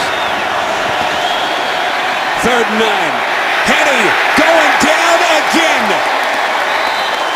Sack number 5 for the Washington defense, and it's Hatcher again. Well, Hatcher's smart enough to know. They try to run it early, then they go play action. On 3rd and long, they got to throw it now. He's pinning his ears back at the top of your screen, knocking down the hands of the intended blocker, and he's still able to get into the backfield and come away with a sack. Solomon mentioned the high-profile free agent deal that Hatcher signed after 8 years in Dallas. First-time Pro Bowler a year ago. Hatcher didn't become a full-time NFL starter until his 7th year in the league. Missed a lot of time back in camp in the preseason. Here's a nice-looking punt return by Roberts. Inside Jacksonville territory, takes a hard hit. Inside the 30, Telvin Smith laying the shoulder. 37 yards on the return by Roberts. You know, last year the Washington Redskins special teams is by far the worst in the NFL. Already had a punt block for a touchdown last week, but today they've been outstanding on special teams. Look at the return by Roberts, helping to set up great field position for Kirk Cousins and the offense, making one miss there. Look at the blocking down the field. His ability to cut back, picking up yet even another block there. Been really good play and good show of special teams today by the Washington Redskins. J.J. Watt also blocked a point after try. Special teams that has just been a disaster for this team the last couple of years. 1st and 10. This will be a false start. Whistles to play dead. False start. Offense, number 77. It's a 5-yard penalty. Still 1st down. With Sean Laval, the 5th-year left guard. Former 3rd-round pick of Cleveland, coming over on a 4-year deal as a free agent in March. You see the penalties, 8 of them against Washington.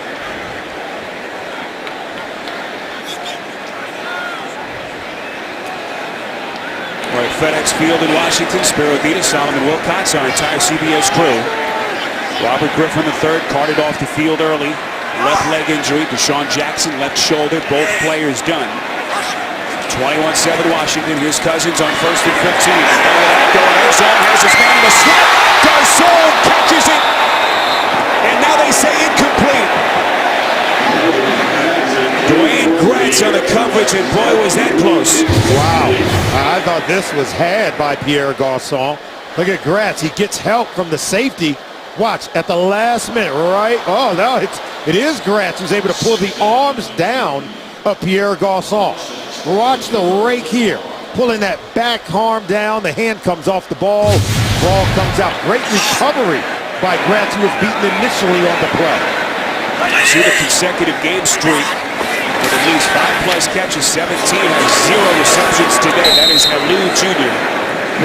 Minimum pickup, brought down at the 30 by Roy Miller, making the 50th start of his career, second-year Jacksonville player in his 6th NFL season. Don't you like Jay Gruden, though? He's not easing up on these Jacksonville Jaguars with a 14-point lead, still taking shots down the field. Something he was criticized very heavily for week 1, maybe not taking enough shots down the field.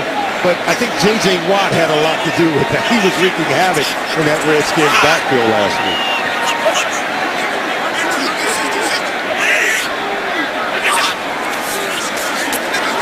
Third and 10. Cousins completes to Grant. Brought down at the 20, right at the first down marker. Alan Ball there on the coverage. Alan Ball in good coverage. First down, Washington. Absolutely. Right side of your screen. Watch Grant come in, number 14. Now, Ball, see, he's right there in the hip pocket. He's raking. He's doing everything he can to try to get that ball out, but it was just a well-placed throw from Kirk Cousins. We talk about ball placement that allowed the receiver to make the completion. That was Exhibit A. Cousins is 15 of 20, $180. And a long touchdown to Niles Paul. First and 10, they go play action under pressure. And a wise decision by Cousins, throw it right at the turf. Under immense pressure by Geno Haynes. We'll mention the injuries. Well, here are the 3 guys that have stepped up today in relief, and all 3 guys, Solomon, have made a good contribution, haven't they? Yeah, Reed is out at the tight end position. Wide receiver Deshaun Jackson's out. RG3, Cousins, Roberts, and Paul. All replacement players playing like everyday starters.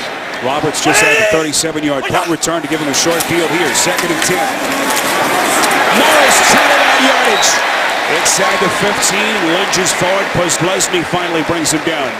6 tough, hard-earned yards as we see what they have done offensively today. Yeah, Cousins led them on 3 drives, 3 touchdowns. 15 to 21 so far in the game. Now Paul, 7 receptions, lead everyone today. But then Andre Roberts, you saw him making plays in special teams. We've seen him on the return game, running the football and then catching it as well.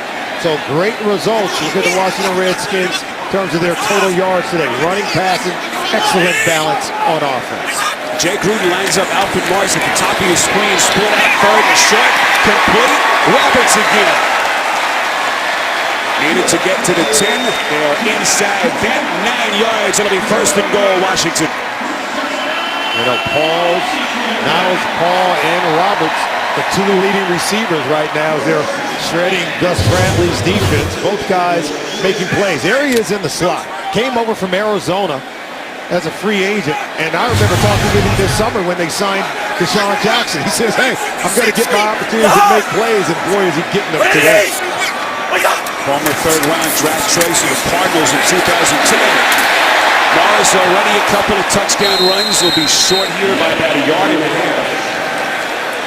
And Solomon, also difficult from a defensive standpoint. You prepare for RG3 all week, and now Cousins suddenly comes in after an injury. Such a different style of quarterback. Yeah, for the most part, they've been on their heels. Yeah, we even saw early in the game, we saw RG3 making most of his throws outside the pocket, on the move. But it's all been from behind center in the pocket for Kirk Cousins. I'm sure Jacksonville prepared all week for RG3 and some of the anomalies he was going to give you at the quarterback position. They're getting none of that today. It's more traditional. After the play was over, unsportsmanlike conduct by the offense, number 71. 15-yard penalty from the end of the play. The down counts. It's second and goal. Second penalty called today against Trent Williams. Was a bit of a question mark after a shoulder injury limited his practice time this week. Pro Bowler each of the last 2 years, has to know better than that. That is the 9th penalty against the Redskins. Yeah, they've had a ton of those.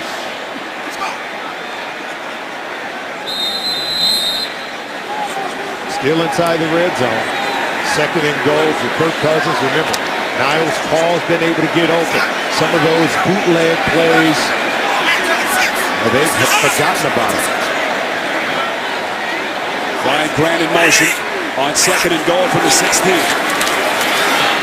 Cousins has time, incomplete. looking in the direction of Grant again, surrounded by 3 white jerseys.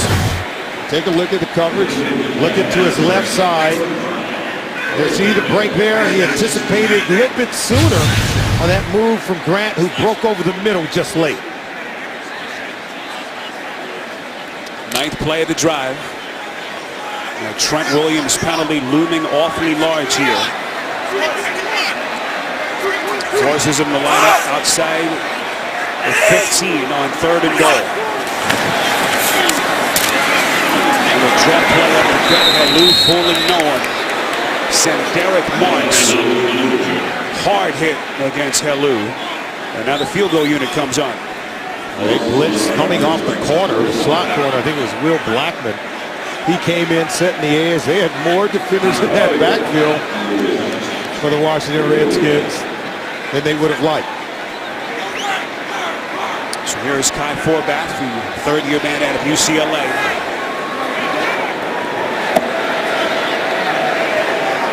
He's hit on 13 consecutive field goals dating back to last season. Career best streak, 17, and that time he is good from 36 yards out. Jake Gruden salvages 3, 24-7. 24-7 Washington, 8.5 to play, 3rd quarter here as we return at FedEx Field. You see the scoring drive, that Trent Williams unsportsmanlike penalty doing damage. Jacksonville's defense keeps him out of the end zone as Tressway boots it. Jordan Todman will not play it. And Jacksonville will have it at the 20 when we come back. You're watching the NFL on CBS. The NFL on CBS is sponsored by Southwest Airlines. Without a heart, it's just a machine. DirecTV. If you call yourself a sports fan, you've got to get DirecTV. And by the United States Marine Corps. The few, the proud, the Marines.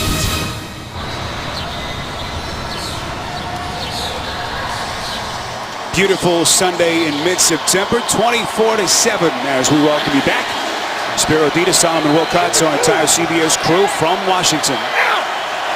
Can Chad Henne and this offense finally able to score late in the first half, continue and make this interesting. 24-7, first down throw is incomplete, intended for Robinson. Just 81 yards, Solomon, of total offense. You wonder at one point they at least maybe even just entertained the thought of giving Bortles a look. But keep in mind, had a great preseason. Yeah, Chad Henne's 2 of 15 right now, and then you talked about the preseason Bortles had. If you're Gus Bradley, you have the 3rd overall pick in the draft. At some point, you got to figure, well, how much better can he make us at that position? We'll continue this conversation. Henne on 2nd and 10. Oh, they haven't protected him today. 6th sack for Washington. It's Ryan Kerrigan.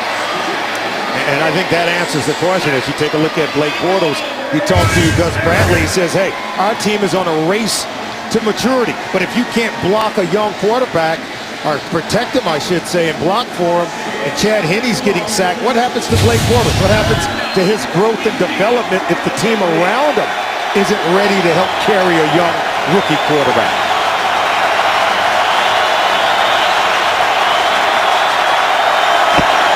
Redskins showing blitz. 7th sack. Kerrigan gets to him on back-to-back plays, wrecking Jacksonville's offense. Yeah, Blake Bortles wants none of this. And I'm not so sure you put him in. Take a look right here. That's where the pressure. He's got consecutive sacks. Look at him right there. Beating the hands, knocking him down. Cameron Bradfield getting around him, beating him on consecutive plays. And that's what Gus Bradley is so fearful of. Exposing a young Blake Bortles to that kind of beating early in his career when the team around him isn't strong enough to assist in positive development. Kerrigan had a forced fumble in Houston early in the 4th quarter last Sunday to give the offense a chance, and he has wreaked havoc. Suddenly for Washington's defense. Conversation continues on that Jacksonville sideline. Kerrigan making his impact. 24-7 Washington as Kirk Cousins back onto the field. 1st and 10 as they mark it just outside 37. Cousins completed his first 14 passes. Hasn't been able to hook up with that man. His top wideout, Pierre Garçon. The Big Bang Theory time traveling to a new night Monday with back-to-back episodes. Don't miss Emmy winner Jim Parsons as the new season begins Monday, September 22nd. Only CBS.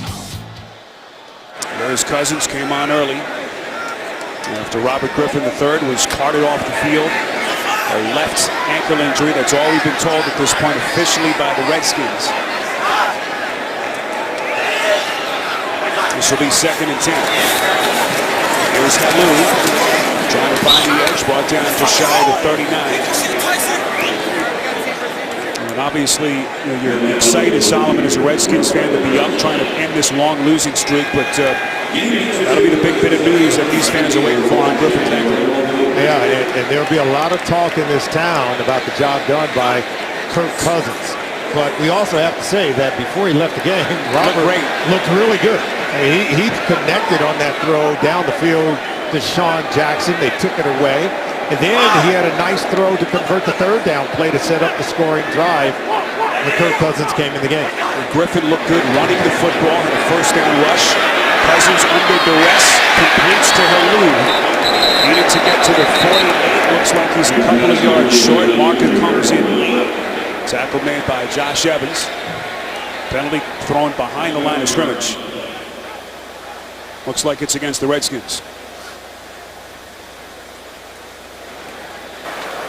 Holding by the offense, number 77.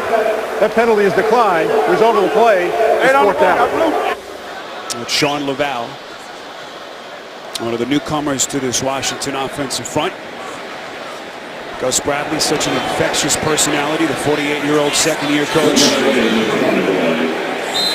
I think their arrow is trending upwards. But it has been a brutal day today offensively for Jacksonville. They've allowed 7 sacks in a game, just 70 yards of total offense.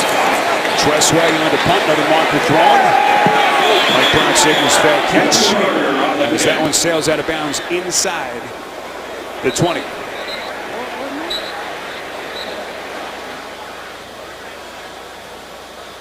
A lot of yellow hankies today.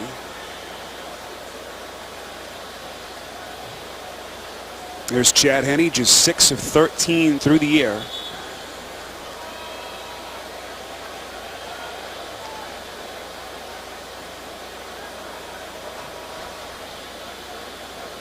Game clock stopped at 5:41 to play, 3rd quarter. Illegal formation by the offense. Number 55 was not on the line of scrimmage. That 5-yard penalty is added to the end of the run. 1st down. Timeout. It's Adam Hayward, the backup linebacker. So Henne back onto the field. It's just a 29-yard punt for Way. The NFL on CBS is sponsored by Just for Men Mustache and Beard. Just you and the look you want. And by Verizon XLTE on America's largest, most reliable network.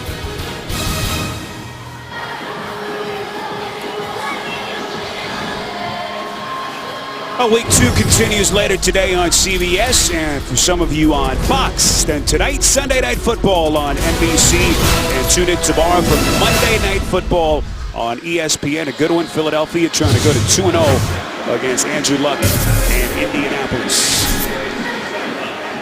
Here at FedEx Field, 24/7 Washington in front. Chad Henne in this offense, if you've just joined us, 70 yards of total offense. Henne has been sacked 7 times. And as you see right there, just 4 first downs. Good field position to start here from the 30. Pump fake goes near side, incomplete. Haven't called his name much, Solomon, since that early drop. Hearns had what could have been a very long touchdown. This is the 2nd time he's been targeted. Yeah, Hearns got off such a wonderful start as we talked about. He doesn't have 1 catch in the game today. His first 2 catches of his NFL career occurred last week. The very first quarter against the Eagles, both went for touchdowns. First time that's happened in NFL history, but he hasn't done much since. See his numbers last week. First Jaguars receiver with 100 yards receiving and 2 touchdowns since Jimmy Smith in 2005. That's the other rookie wideout, Marquise Lee. Three-year starter at USC, one of 3 rookies to start on offense last week. And now Jed Fish is sort of downgraded to doing only what you saw right there. Quick, short throws because the offensive line can't hold up in pass protection. As a play caller, as you take a look at Fish, there's only so many things you can do when you can't block them and have your protection hold up on front. Now 3rd and 7, let's see if they can keep the quarterback clean. Major issues on 3rd down. There were 2 of 14 last Sunday, just 1 of 8 today. Penny has time near side. That's Hearns, first down. They'll mark it out past the 40. Only the 5th first down, 9 yards, and Hearns with his first catch. Even the protection is good. The quarterback can find receivers. Even with the underneath coverage as tight as that. Very small window, and Henny had the time and protection to get the ball over there. Now watch it. He's going to come right over here. Now take a look. See? Clean pocket, great vision, accurate throw. Hearns, the undrafted rookie out of Miami. That pass incomplete, intended for Brown. Jacksonville will have it 2nd and 10. Let's get an update. A lot of excitement about Sammy Watkins, Coach. Yeah, here's his first touchdown of his career right here. It's going to be 12 yards from E.J. Manuel. He already has 101 yards on the day. The drive set up by C.J. Spiller, 47-yard run, 23-10 Miami. Back to Spiro and Solly. Well, you can see Buffalo is starting to make some noise, JB. 2nd and 10. Penny again under pressure, unable to locate Brown. As we get a marker now behind the line of scrimmage. Looks like it'll be a hold against the Jaguars. Oh, that flag came out late on the fullback, I believe. Holding. Offense. Number 45. That penalty is declined. Result of the play is 3rd down. It's the fullback Will Taufo, the Cal product. 24th start of his career. When we saw the look on Gus Bradley's face, just didn't look happy on that sideline 3rd and 10. He's tired of seeing his punter come out on the field where the offense has struggled all day. Ugly 3rd down numbers through the first 2 weeks. Redskins coming again. 8th sack.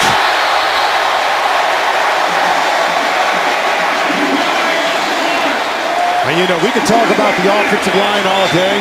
On this one, it's on the veteran quarterback, Chad Henne. He doesn't read it well. See, he comes to his left. See, the ball has to come out right there. You can't get caught holding it. You know they're blitzing. You can't block them all. It's 3-step drop. Ball's got to come out, and if they're not there, you got to just throw it away. You can't continue to hold on to the football and take sacks. Ryan Clark, the longtime Pittsburgh Steelers safety. After his 8-year run in Pittsburgh, 2nd stint here in Washington, getting there first. And then the support from Keenan Robinson and a number of other Redskins defenders. 24-7, you're watching the NFL on CBS. Oh, the anatomy of a pass rush. 8 times that Washington defense has gotten to Henny. That ties a Jacksonville record for sacks allowed.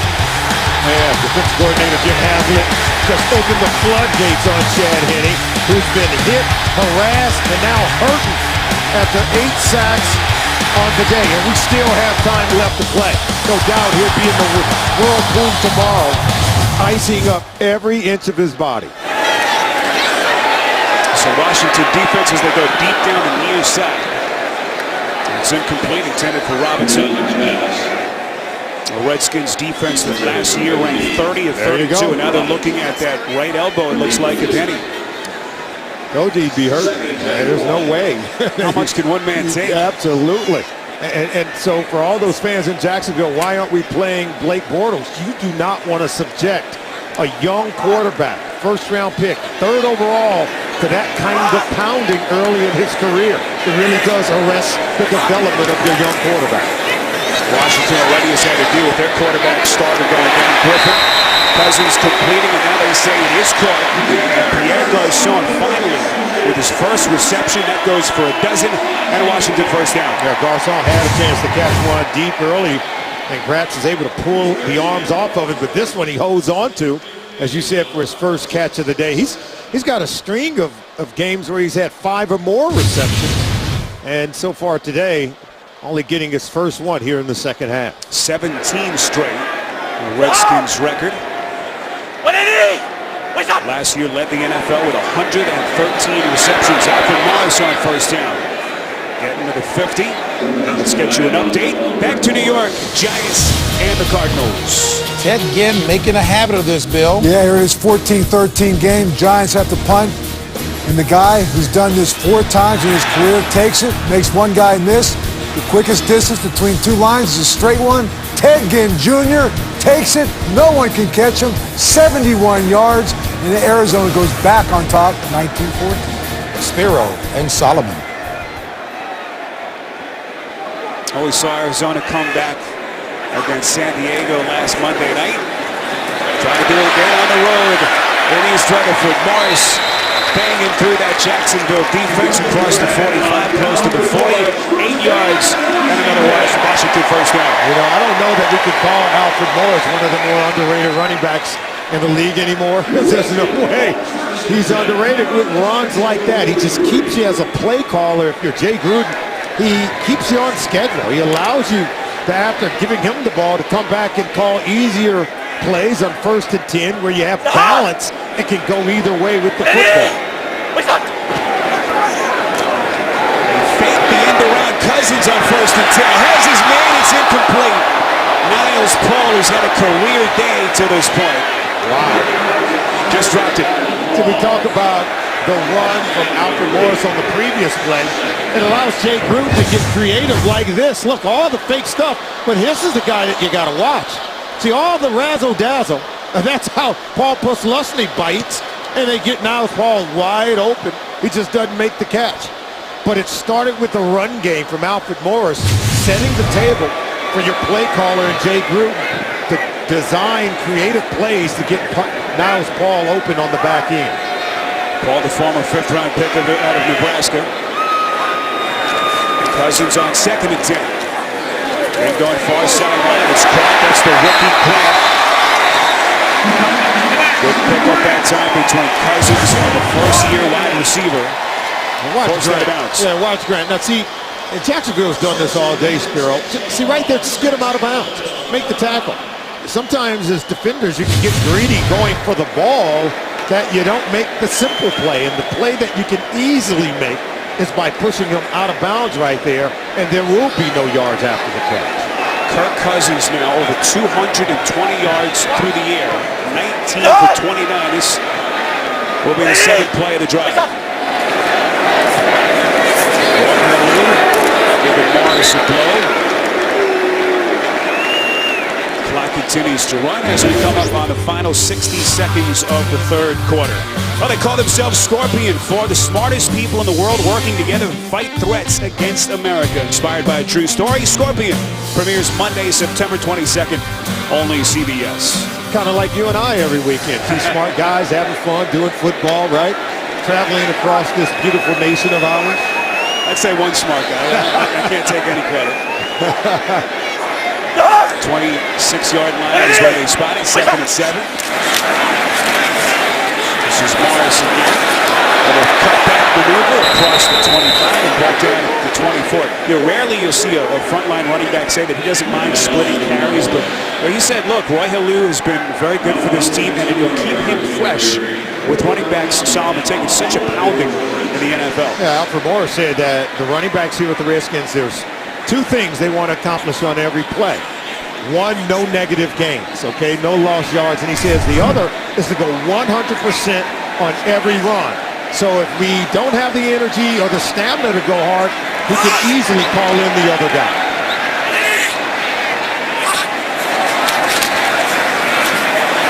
Cousins near side has a man. It's caught. Sprawling catch by Grant inside the 5. It'll be 1st and goal. Wow. And Kirk Cousins, you know, we hear this term that quarterbacks can throw the receiver open. That time he threw Grant open, and Grant just extends. Gets the ball for a 21-yard completion. Quarterback and receiver were loving it.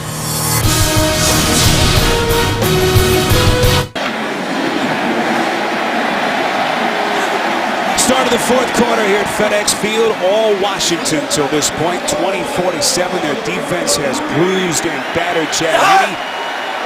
And now looking for more as they try to put this game away early as we start the fourth. Alfred Morris trying to go up the gut. Two players that they found solidly in that 06 draft. Morris taken in the 6th round, and Cousins the 4th rounder out of Michigan State. Now look at the Hogs up front, getting movement. And Alfred Morris taking advantage of it. You talk about that 2012 draft. They got this guy late in the 2012 draft. They take RG3 with the 1st round pick. They get Kirk Cousins that same year, and they get Alfred Morris right around the 6th round. And it just turns out to be a mega bust in the draft in 2012 for the Redskins. Big time. 11 play the drop. Cousins at a fade pass far side. Caught. Touchdown. And it's Niles Paul again as his career day continues. You know, he dropped that one. He had to reward his quarterback, saying, you know, you just put it over there, and I'm going to catch it. Rosinski, number 42, watch this. See, he doesn't play the ball, trying to look back in, and that's just like a power forward, going up for a rebound in tight coverage, coming down with it. Charles Barkley was in our studios earlier today. He'd be very proud of that catch by Niles Paul. Such a crazy sport, isn't it? The NFL. Griffin goes down early, then Deshaun Jackson. There was so much apprehension in the stadium early in this game, and you look up, they've got 30 points early in the fourth quarter. Point after by Forbath is good. 8 catches, 99 yards for the 4th-year man out of Nebraska, Niles Paul.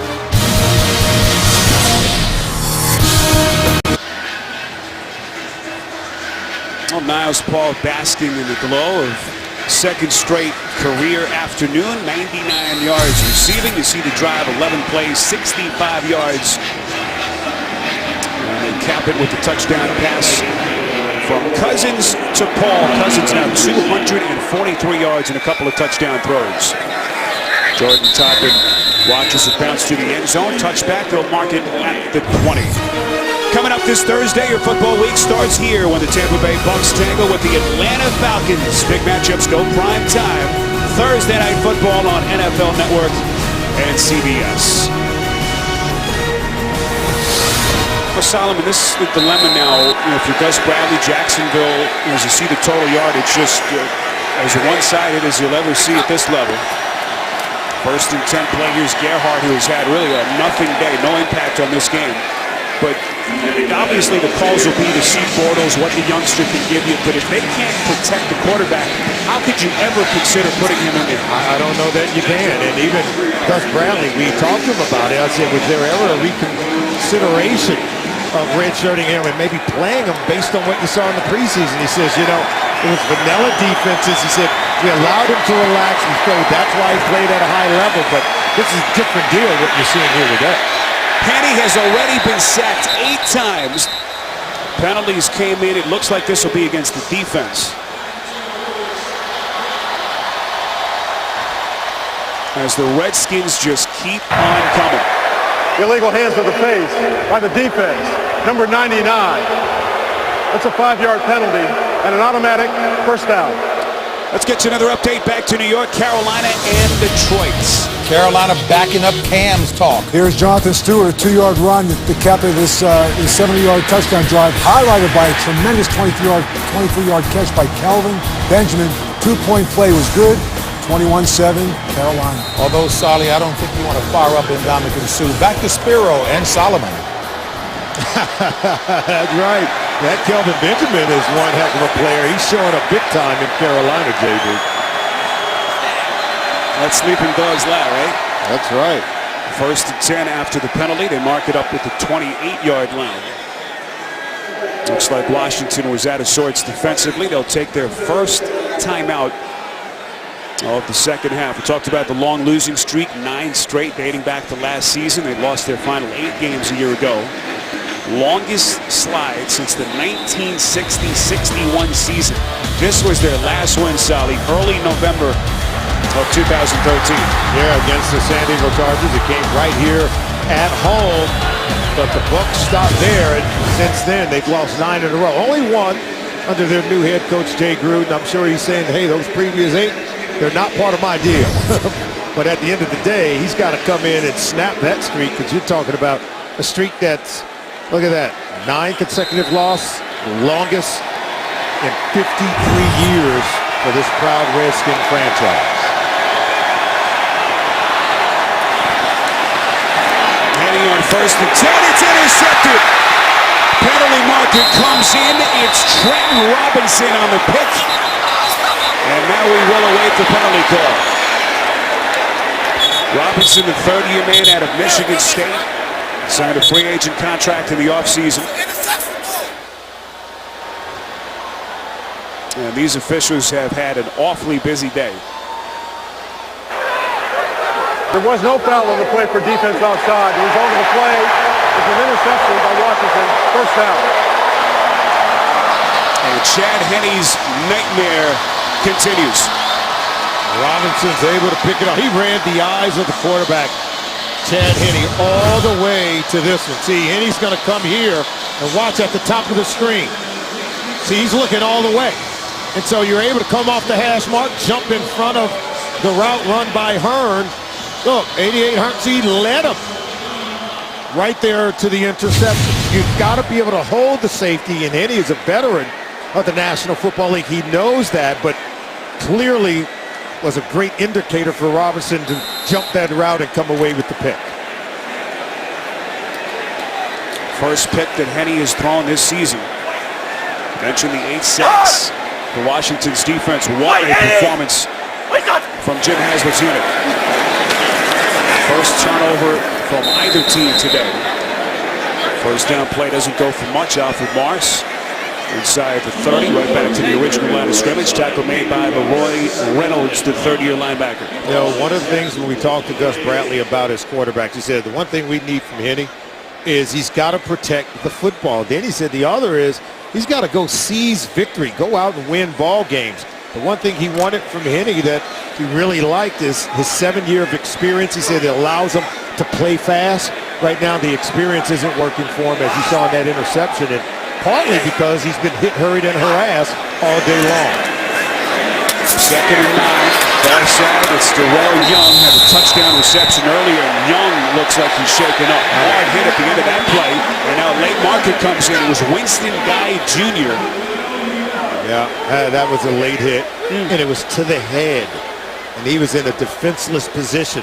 Winston Guy Jr. came and laid a lick, and he had, you know, he was already down. You don't want to even involve the helmet or lay a lick to a player in that position. He was clearly defenseless. And this is the part that we talk about needing to get out of the game, and defenders have to really be aware. Young, the fifth-year fullback out of Villanova, entered the NFL undrafted back in 2010. He's 27 years of age. Watch it here. He's going to be on the ground. He's going to hit the ground, and watch 22. That's scary. Hit to the head of a defenseless player. That's half the distance from the end of the run. Automatic first down. Timeout. Now, and the key is he didn't come in to wrap up the tackle. He came in and led with the head to the head of a defenseless player. We'll be back. The NFL on CBS is sponsored by the Lincoln Motor Company and the first ever MKC. The new Samsung Galaxy S5. The next big thing is here. And by the new Dollar Cravings menu at Taco Bell. Live Moss.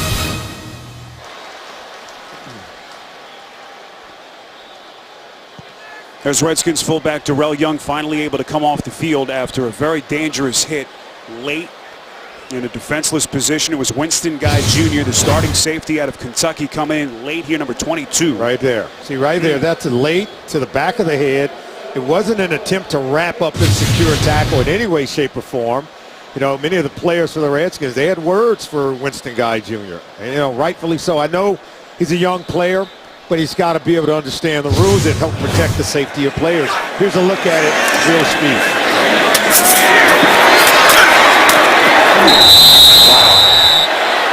He could have really injured a player there. It's uncalled for. And of all the Redskins players who were joining that guy, Ryan Clark had to be separated. Visibly upset after that play. First down run from Morris. Ryan Clark coming over, we mentioned, from the Steelers. Instantly commanding respect in that Washington locker room. Looks like Young is okay, at least for the moment. And we can't say it enough. There's a change of culture happening in the National Football League with regard to safety. Being able to take the head out of it. You know, as a kid, I remember watching a game where receiver Darryl Stingley was hit by Jack Tatum. Jack Tatum hit to the head area in a defenseless position, was paralyzed. And we don't want that in our game. And we have to be able to educate players how you can be a physical player, but we can also protect one another. Second and 12, Cousins. Another fade pattern to the back corner of the end zone intended for Grant. Well, the rookie has had his number called today frequently. That time incomplete coverage by Gratz. Yeah, good coverage there. Now see, he gets his head around, find the ball. Just play it while it's in the air. Much better play. Good job by Dwayne Gratz. Gratz, the former third-round pick out of Kentucky, second year in the league. Slowed for much of last season by a couple of high ankle sprains. Did fight his way through it, started 9 games, played in 11 for Jacksonville.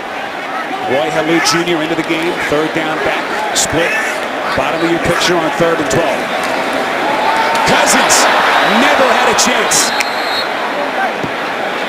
Telvin Smith, the rookie linebacker out of Florida State, coming from the blind side. Oh, they never blocked him. Telvin Smith, number 50, coming over. Look, right here. That's where he comes from. And they just get so wide over there. Look, so that they have to choose one, leave another, come free. They were able to fool the left tackle on that play, Trent Williams. He had help on the inside. He could have fanned out to the left to pick up Telvin Smith. 42-yard attempt from Forbath. He's been perfect, and that continues. They tack on 3 more, 34-7 in a one-sided home opener for the Redskins. 42-yard field goal from Forbath gives Washington a 34-7 lead with 10 plus to play in this 4th quarter. FedEx Field in Washington, home opener for the Redskins, has been a success as they try to end that long 9-game losing streak, longest active slide in the NFL. Jordan Todman takes a knee, and this wasn't quite the way that they had envisioned the path going to their first win in a long time with the injuries. This was RG3 going down left ankle, according to the Redskins, ending his day, carted off the field. You see the brace that they put his leg in, then the left shoulder injury sustained by Deshaun Jackson. Never returned. Kirk Cousins, Niles Paul, 2 of the guys that stepped in, and it has been just a stellar offensive performance. That ball complete to Robinson. Out past the 20, brought down at the 24-yard line. So, again, you don't want to speculate, Solomon, on the injury, but assuming that Griffin's going to be out for a substantial amount of time, what kind of team is it with Cousins? How good can they be? Well, it looks like the offense is much more efficient. The passing game certainly is clicking and operating at a very high level. Jay Gruden knows to get his quarterback ready. As we look at an incomplete pass there from Chad Henne. Marquise Lee, the intended receiver. You look at the NFC East, Dallas looks like they're going to win. That'll get them to 1-1. Giants right now are down 8. They could fall to 0-2. We'll see what Philly does tomorrow, but it's just, you never know week to week. There's certainly an opening, you'd think, if Washington can start to develop some consistency with Cousins. Well, the Redskins, it's about time they get the pass game going, because next up, the Philadelphia Eagles, and we know they can score in bunches. 3rd and 4, that play whistle dead, and they just cannot get out of their own way. False start. Offense, number 74. That's a 5-yard penalty. Still 3rd down. And Sam Young, backup tackle. As come on as they have made some changes. Very young offensive line and very inexperienced offensive line in need of help, in need of improvement in their ability to protect their quarterback. They go 3 wide receivers on 3rd and 9. Penny, a time to protect. Over the middle, finds his man. It's Robinson, the rookie inside the 30. And they finally bring him down at the 25-yard line. Trenton Robinson, who had the pick earlier, 54 yards, Henny to Robinson. Well, it's just great protection, and seeing Henny can climb the pocket. And watch him step up in the pocket here. He's looking, vision down the field. Clean pocket, clean throw from Henny, proving that if you can protect him. And then look at Robinson on the back end, number 15. Gets beyond the defensive back, is able to make a play. First play that they have run today in Washington territory. It's Denard Robinson on the reception inside the 20. You mentioned some of the youth for this team, this remade offensive line that just has been largely ineffective today, unable to protect the quarterback. 8 sacks for Washington. And the more veteran right tackle, Bradfield's been taken out of the game. He's been replaced. Beaten badly on back-to-back plays earlier from Ryan Kerrigan, a couple of sacks. Those hitting with the heading play, first down run inside the 15-yard line. Clock continues to run inside of 9 minutes. This is a team that last year won 4 games, Solomon. It really was about survival. Year 1 under Bradley, their first year, general manager David Caldwell. It felt like they were ready to take the next step, but a lot of questions surrounding this offense.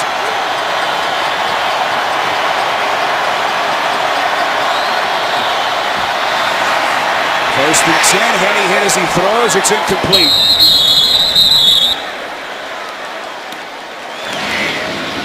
Pressure coming from Trent Murphy. Yeah, Trent Murphy off the top of your screen. And we talk about that's Luke Jokel he beat.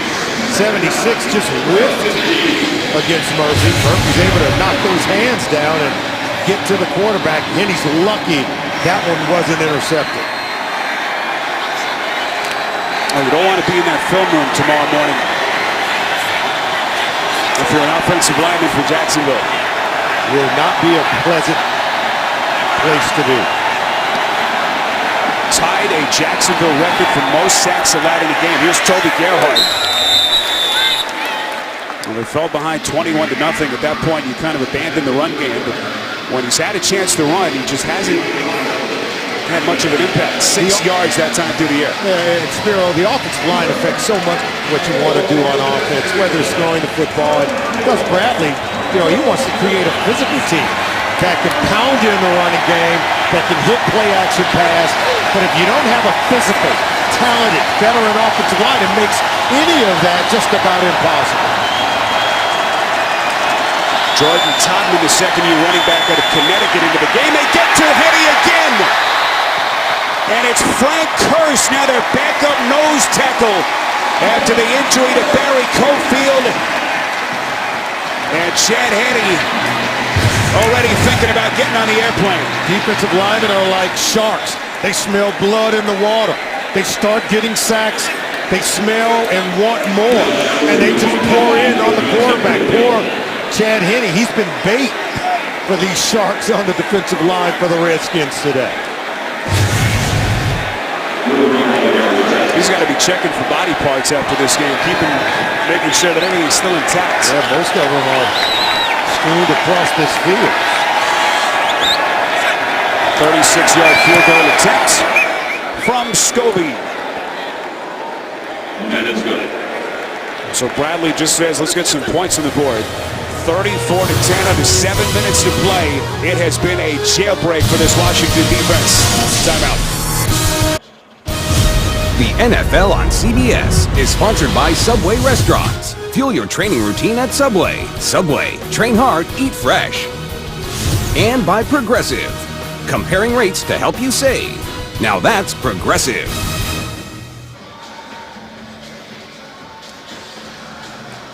Survivor is back with an all-new set of castaways competing against their loved ones for $1 million. Survivor premieres Wednesday, September 24th, only CBS. 9 sacks today. Sorry, Solomon. Yeah, I was going to say, do they let quarterbacks on that show? Talk about surviving, right? Most sacks for the Redskins in a game since 1980. At 9 against the St. Louis Cardinals. Their team record is 10. Set back in 1977. He has survived today. A lot of courage, you know, in the quarterback and playing that quarterback position, particularly when your offensive line is porous. You can't say enough about the toughness. Now the elect to go onside kick. D'Angelo Hall able to make the resourceful play. And that'll give Washington the football inside Jacksonville territory. Up 34-10. All right, watch D'Angelo Hall. It's the veteran. He got off the hop. Look, he attacks the ball, then get down with it.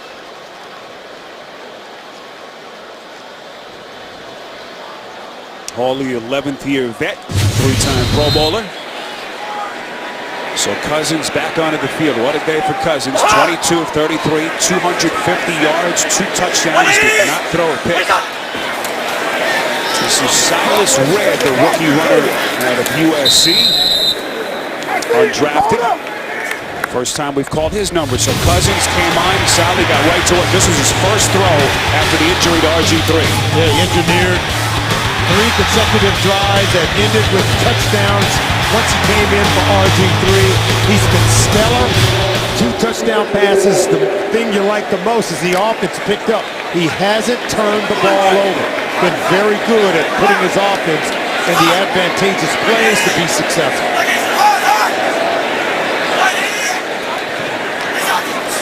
Second and 7. Red again coming back inside the 30. First down for Washington. And this has been a hotly debated issue. You know, who should be the quarterback? We know really it's still Griffin's show. The injury will determine. But yeah, there have been some people within the organization. Joe Theismann, who is in the stadium tonight, who's been very vocal after the preseason, saying that, look, Cousins should be the starter instead of Griffin. And you know, Joe, good friend of mine, he's won a Super Bowl around here. You know, when he speaks, people listen. And quite frankly, the tape doesn't lie. I think the things that Joe said, the film kind of shows that, and we're seeing it before our very eyes here today with Kirk Cousins. Well, everything else, just conversation. You hope for the best that Griffin's ankle is okay. As he was carted off the field. What a hit. Red taking on tacklers at the 20. Wow. This kid's running hard. That time just ran right over Dakota Watson. 8-yard run. Red was a kid that, remember, he went to Penn State, transferred to USC. And this kid was highly recruited coming out of high school and played very well at the collegiate level at both schools. And you see, once he gets the ball in his hands, he can make things happen. Teamed with Marquise Lee, the Jacksonville rookie wide receiver at SC last year. Part of that vaunted offense. Second and short, they mark it outside the 20. Red looking for daylight. First down, needed to get to about the 18-yard line. Clock continues to run, 4:30 to play. And the second, looks like the injured Redskin is Sean Laval, the left guard. One-time Pro Bowler. I beg your pardon, the former third-round pick of Cleveland. Signed that 4-year, $17 million contract in March. And this is the last thing they want, certainly at this juncture of the game, a day that has been marred by injuries. Not only Griffin, but Deshaun Jackson, left shoulder injury back in the first half.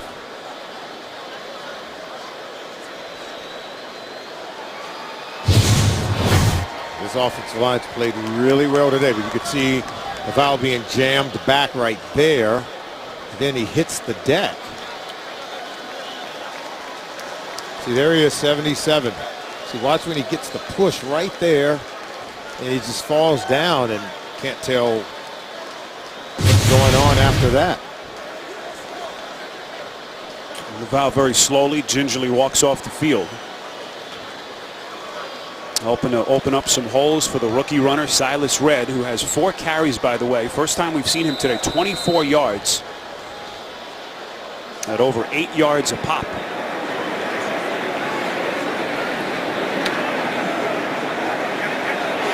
Josh Laribas comes in for Laval. Revis, the third-year man out of SMU, former third-round pick back in 2012. Part of that draft class that Sally talked about earlier, producing Griffin, Cousins, and Alfred Morris. And we're going to move inside the 4-minute mark. Sally, the pendulum swings in the NFL at such an incredible level week to week. The despair for Washington after the loss last Sunday in Houston, 9 straight losses. Griffin goes down, and now you get to 1-1 with Philadelphia next week on the schedule. So things will get awfully interesting here early in the year. Oh, absolutely, and Jay Gruden and his offense was criticized for not creating explosive plays, and they had plenty here today. Gruden's going to get his first win as Redskins coach.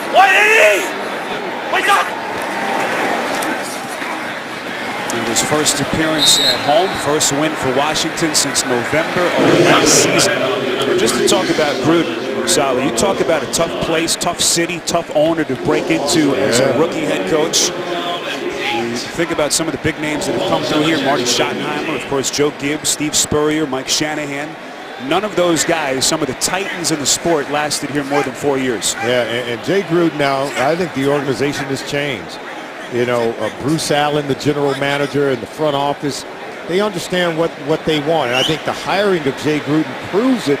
You know, he's a head coach. He was a former offense coordinator, can call his own plays. He's got real good design that can really help give this team some stability. And, you know, not just having one quarterback, from what it appears that they have two now with Kirk Cousins playing the way that he is. I think they have an opportunity to really have continued success with Jay Gruden. It does start with the development of the quarterback, then the overall offense, and then with Jim Haslett as a defense coordinator, this defense can also play at a high level. Well, it's a fan base that is so starved for a winner. Just one winning season here over the last 5 years. 3-13 a year ago, a year after winning the NFC East.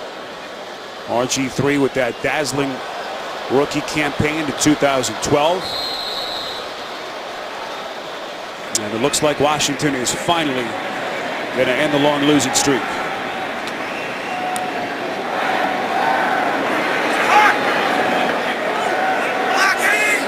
This will be 3rd and 8 from just outside the 15.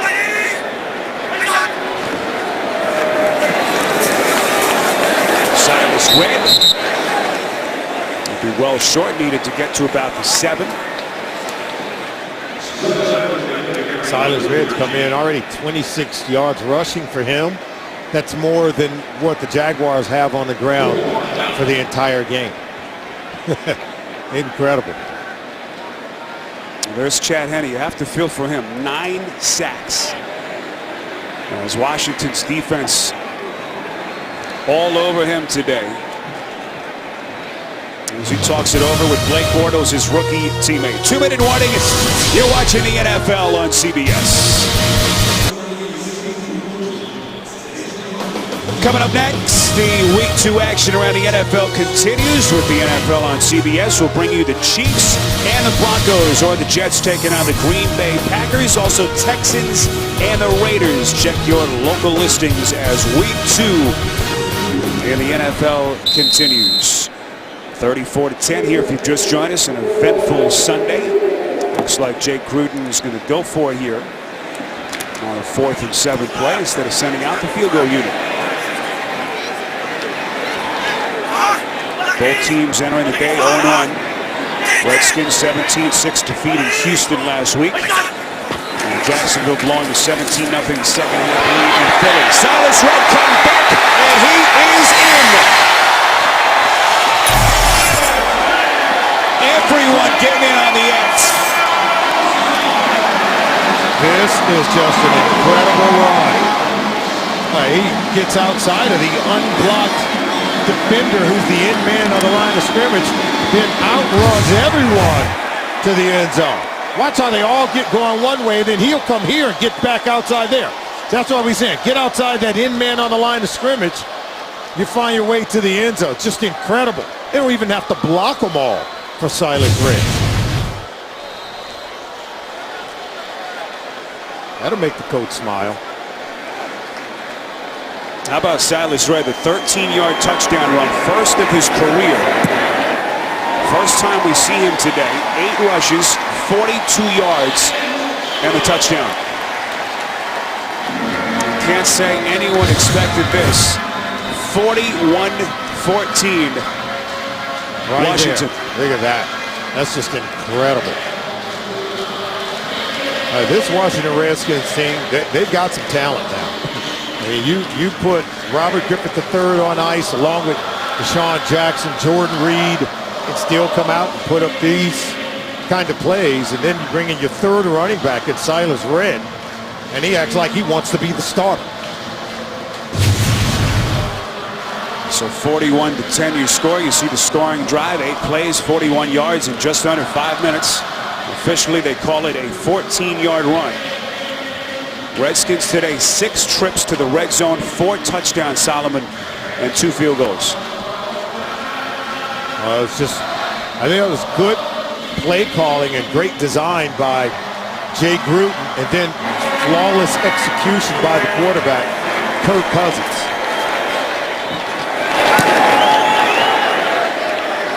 Kick from Tress Way, fielded by Totman, a yard deep in his own end zone. Totman getting to the outside across the 20, and tackled outside the 25-yard line.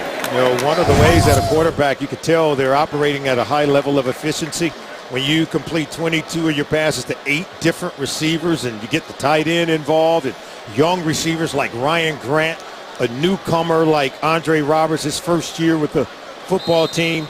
You're spreading it around to a lot of different guys. It means a quarterback can see the field, he's going through his progression, and throwing the ball accurately and on time.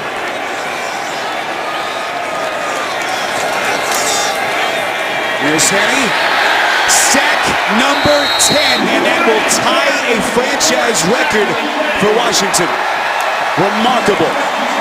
This is a game that would make Dexter Manley and Charles Mann smile.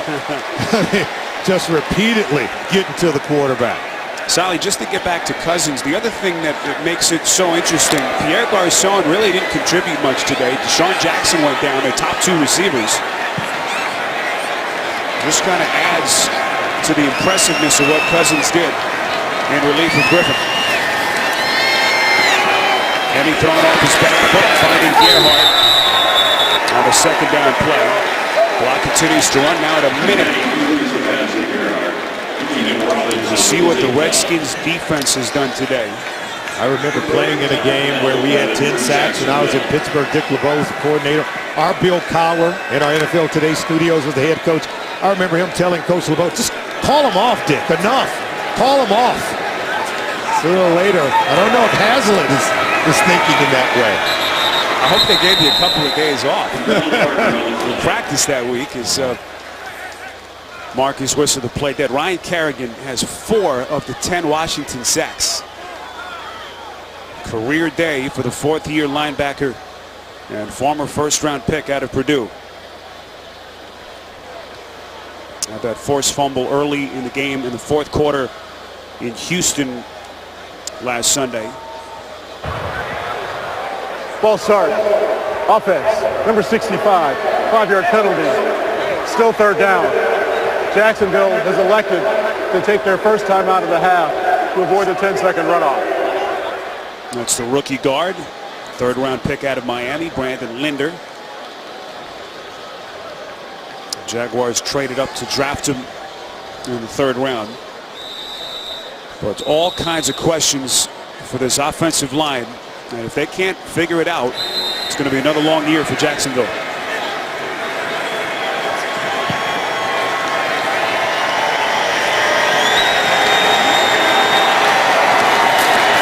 Redskins pinning their ears back again. Here they come, incomplete. Deflected, intended for Mike Brown. And he has been just blanketed by that Washington secondary. Keep in mind, Redskins will get Brandon Merriweather back next week. His 2-game suspension is over, or will end after today. Bakari Rambo has struggled in his absence, but suddenly they get to 1-1, showing all signs of success with their offense. There's Jim Haslett. defensive coordinator who came here in 2010, holdover from Mike Shanahan's staff, and a guy who knows Jay Gruden very well. Coached together in the UFL with the Florida Tuskers. Henny, fourth down play, they go for it to Hearns, but he's well short, about 2 yards short. Looks like Hearns is hurt.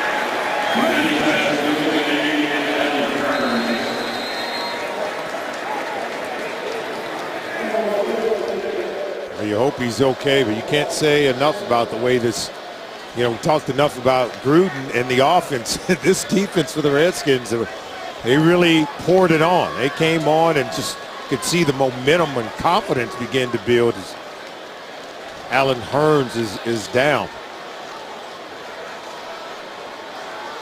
Hearns, the young man who we talked about earlier, historic NFL debut last Sunday in Philly. Looks like it's the left leg that they're looking at that may have buckled underneath him. Writhing in pain. And we have seen some hard NFL hitting in this game today.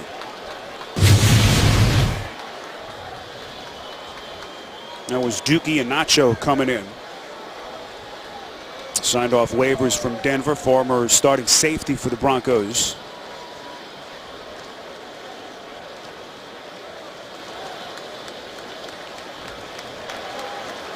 So Hearns will be helped off the field. And it's been that kind of day for Jacksonville. 41-10, and now have to watch one of their young up-and-comers helped off the field.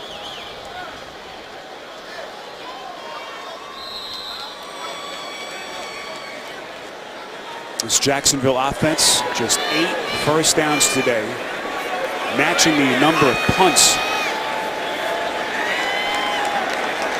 Cousins will take a knee, and this one will finally come to an end. For the Redskins, their first win since November 3rd, 2013. A 9-game losing streak is finally over. And Kirk Cousins came in, played one well of a football game. He was more than efficient, did a good job of distributing the ball, but when you can put 41 points on the board for your offense, and everyone wanted to see more offense from these Washington Redskins, he's got to be very pleased with what he's done, coming in to play for Jay Gruden, helping him to get, as you said, that first win of his career. Coming up next, week 2, we'll continue some of the games around the NFL, Kansas City and Denver. And some of you will see Jets, Green Bay, or Houston in Oakland. Your final score, Washington 41 and Jacksonville 10. Now for Solomon Wilcox, producer Vic Frank, our director Chris Metz, and Spiro Ditas saying so long from Washington. You've been watching the NFL on CBS.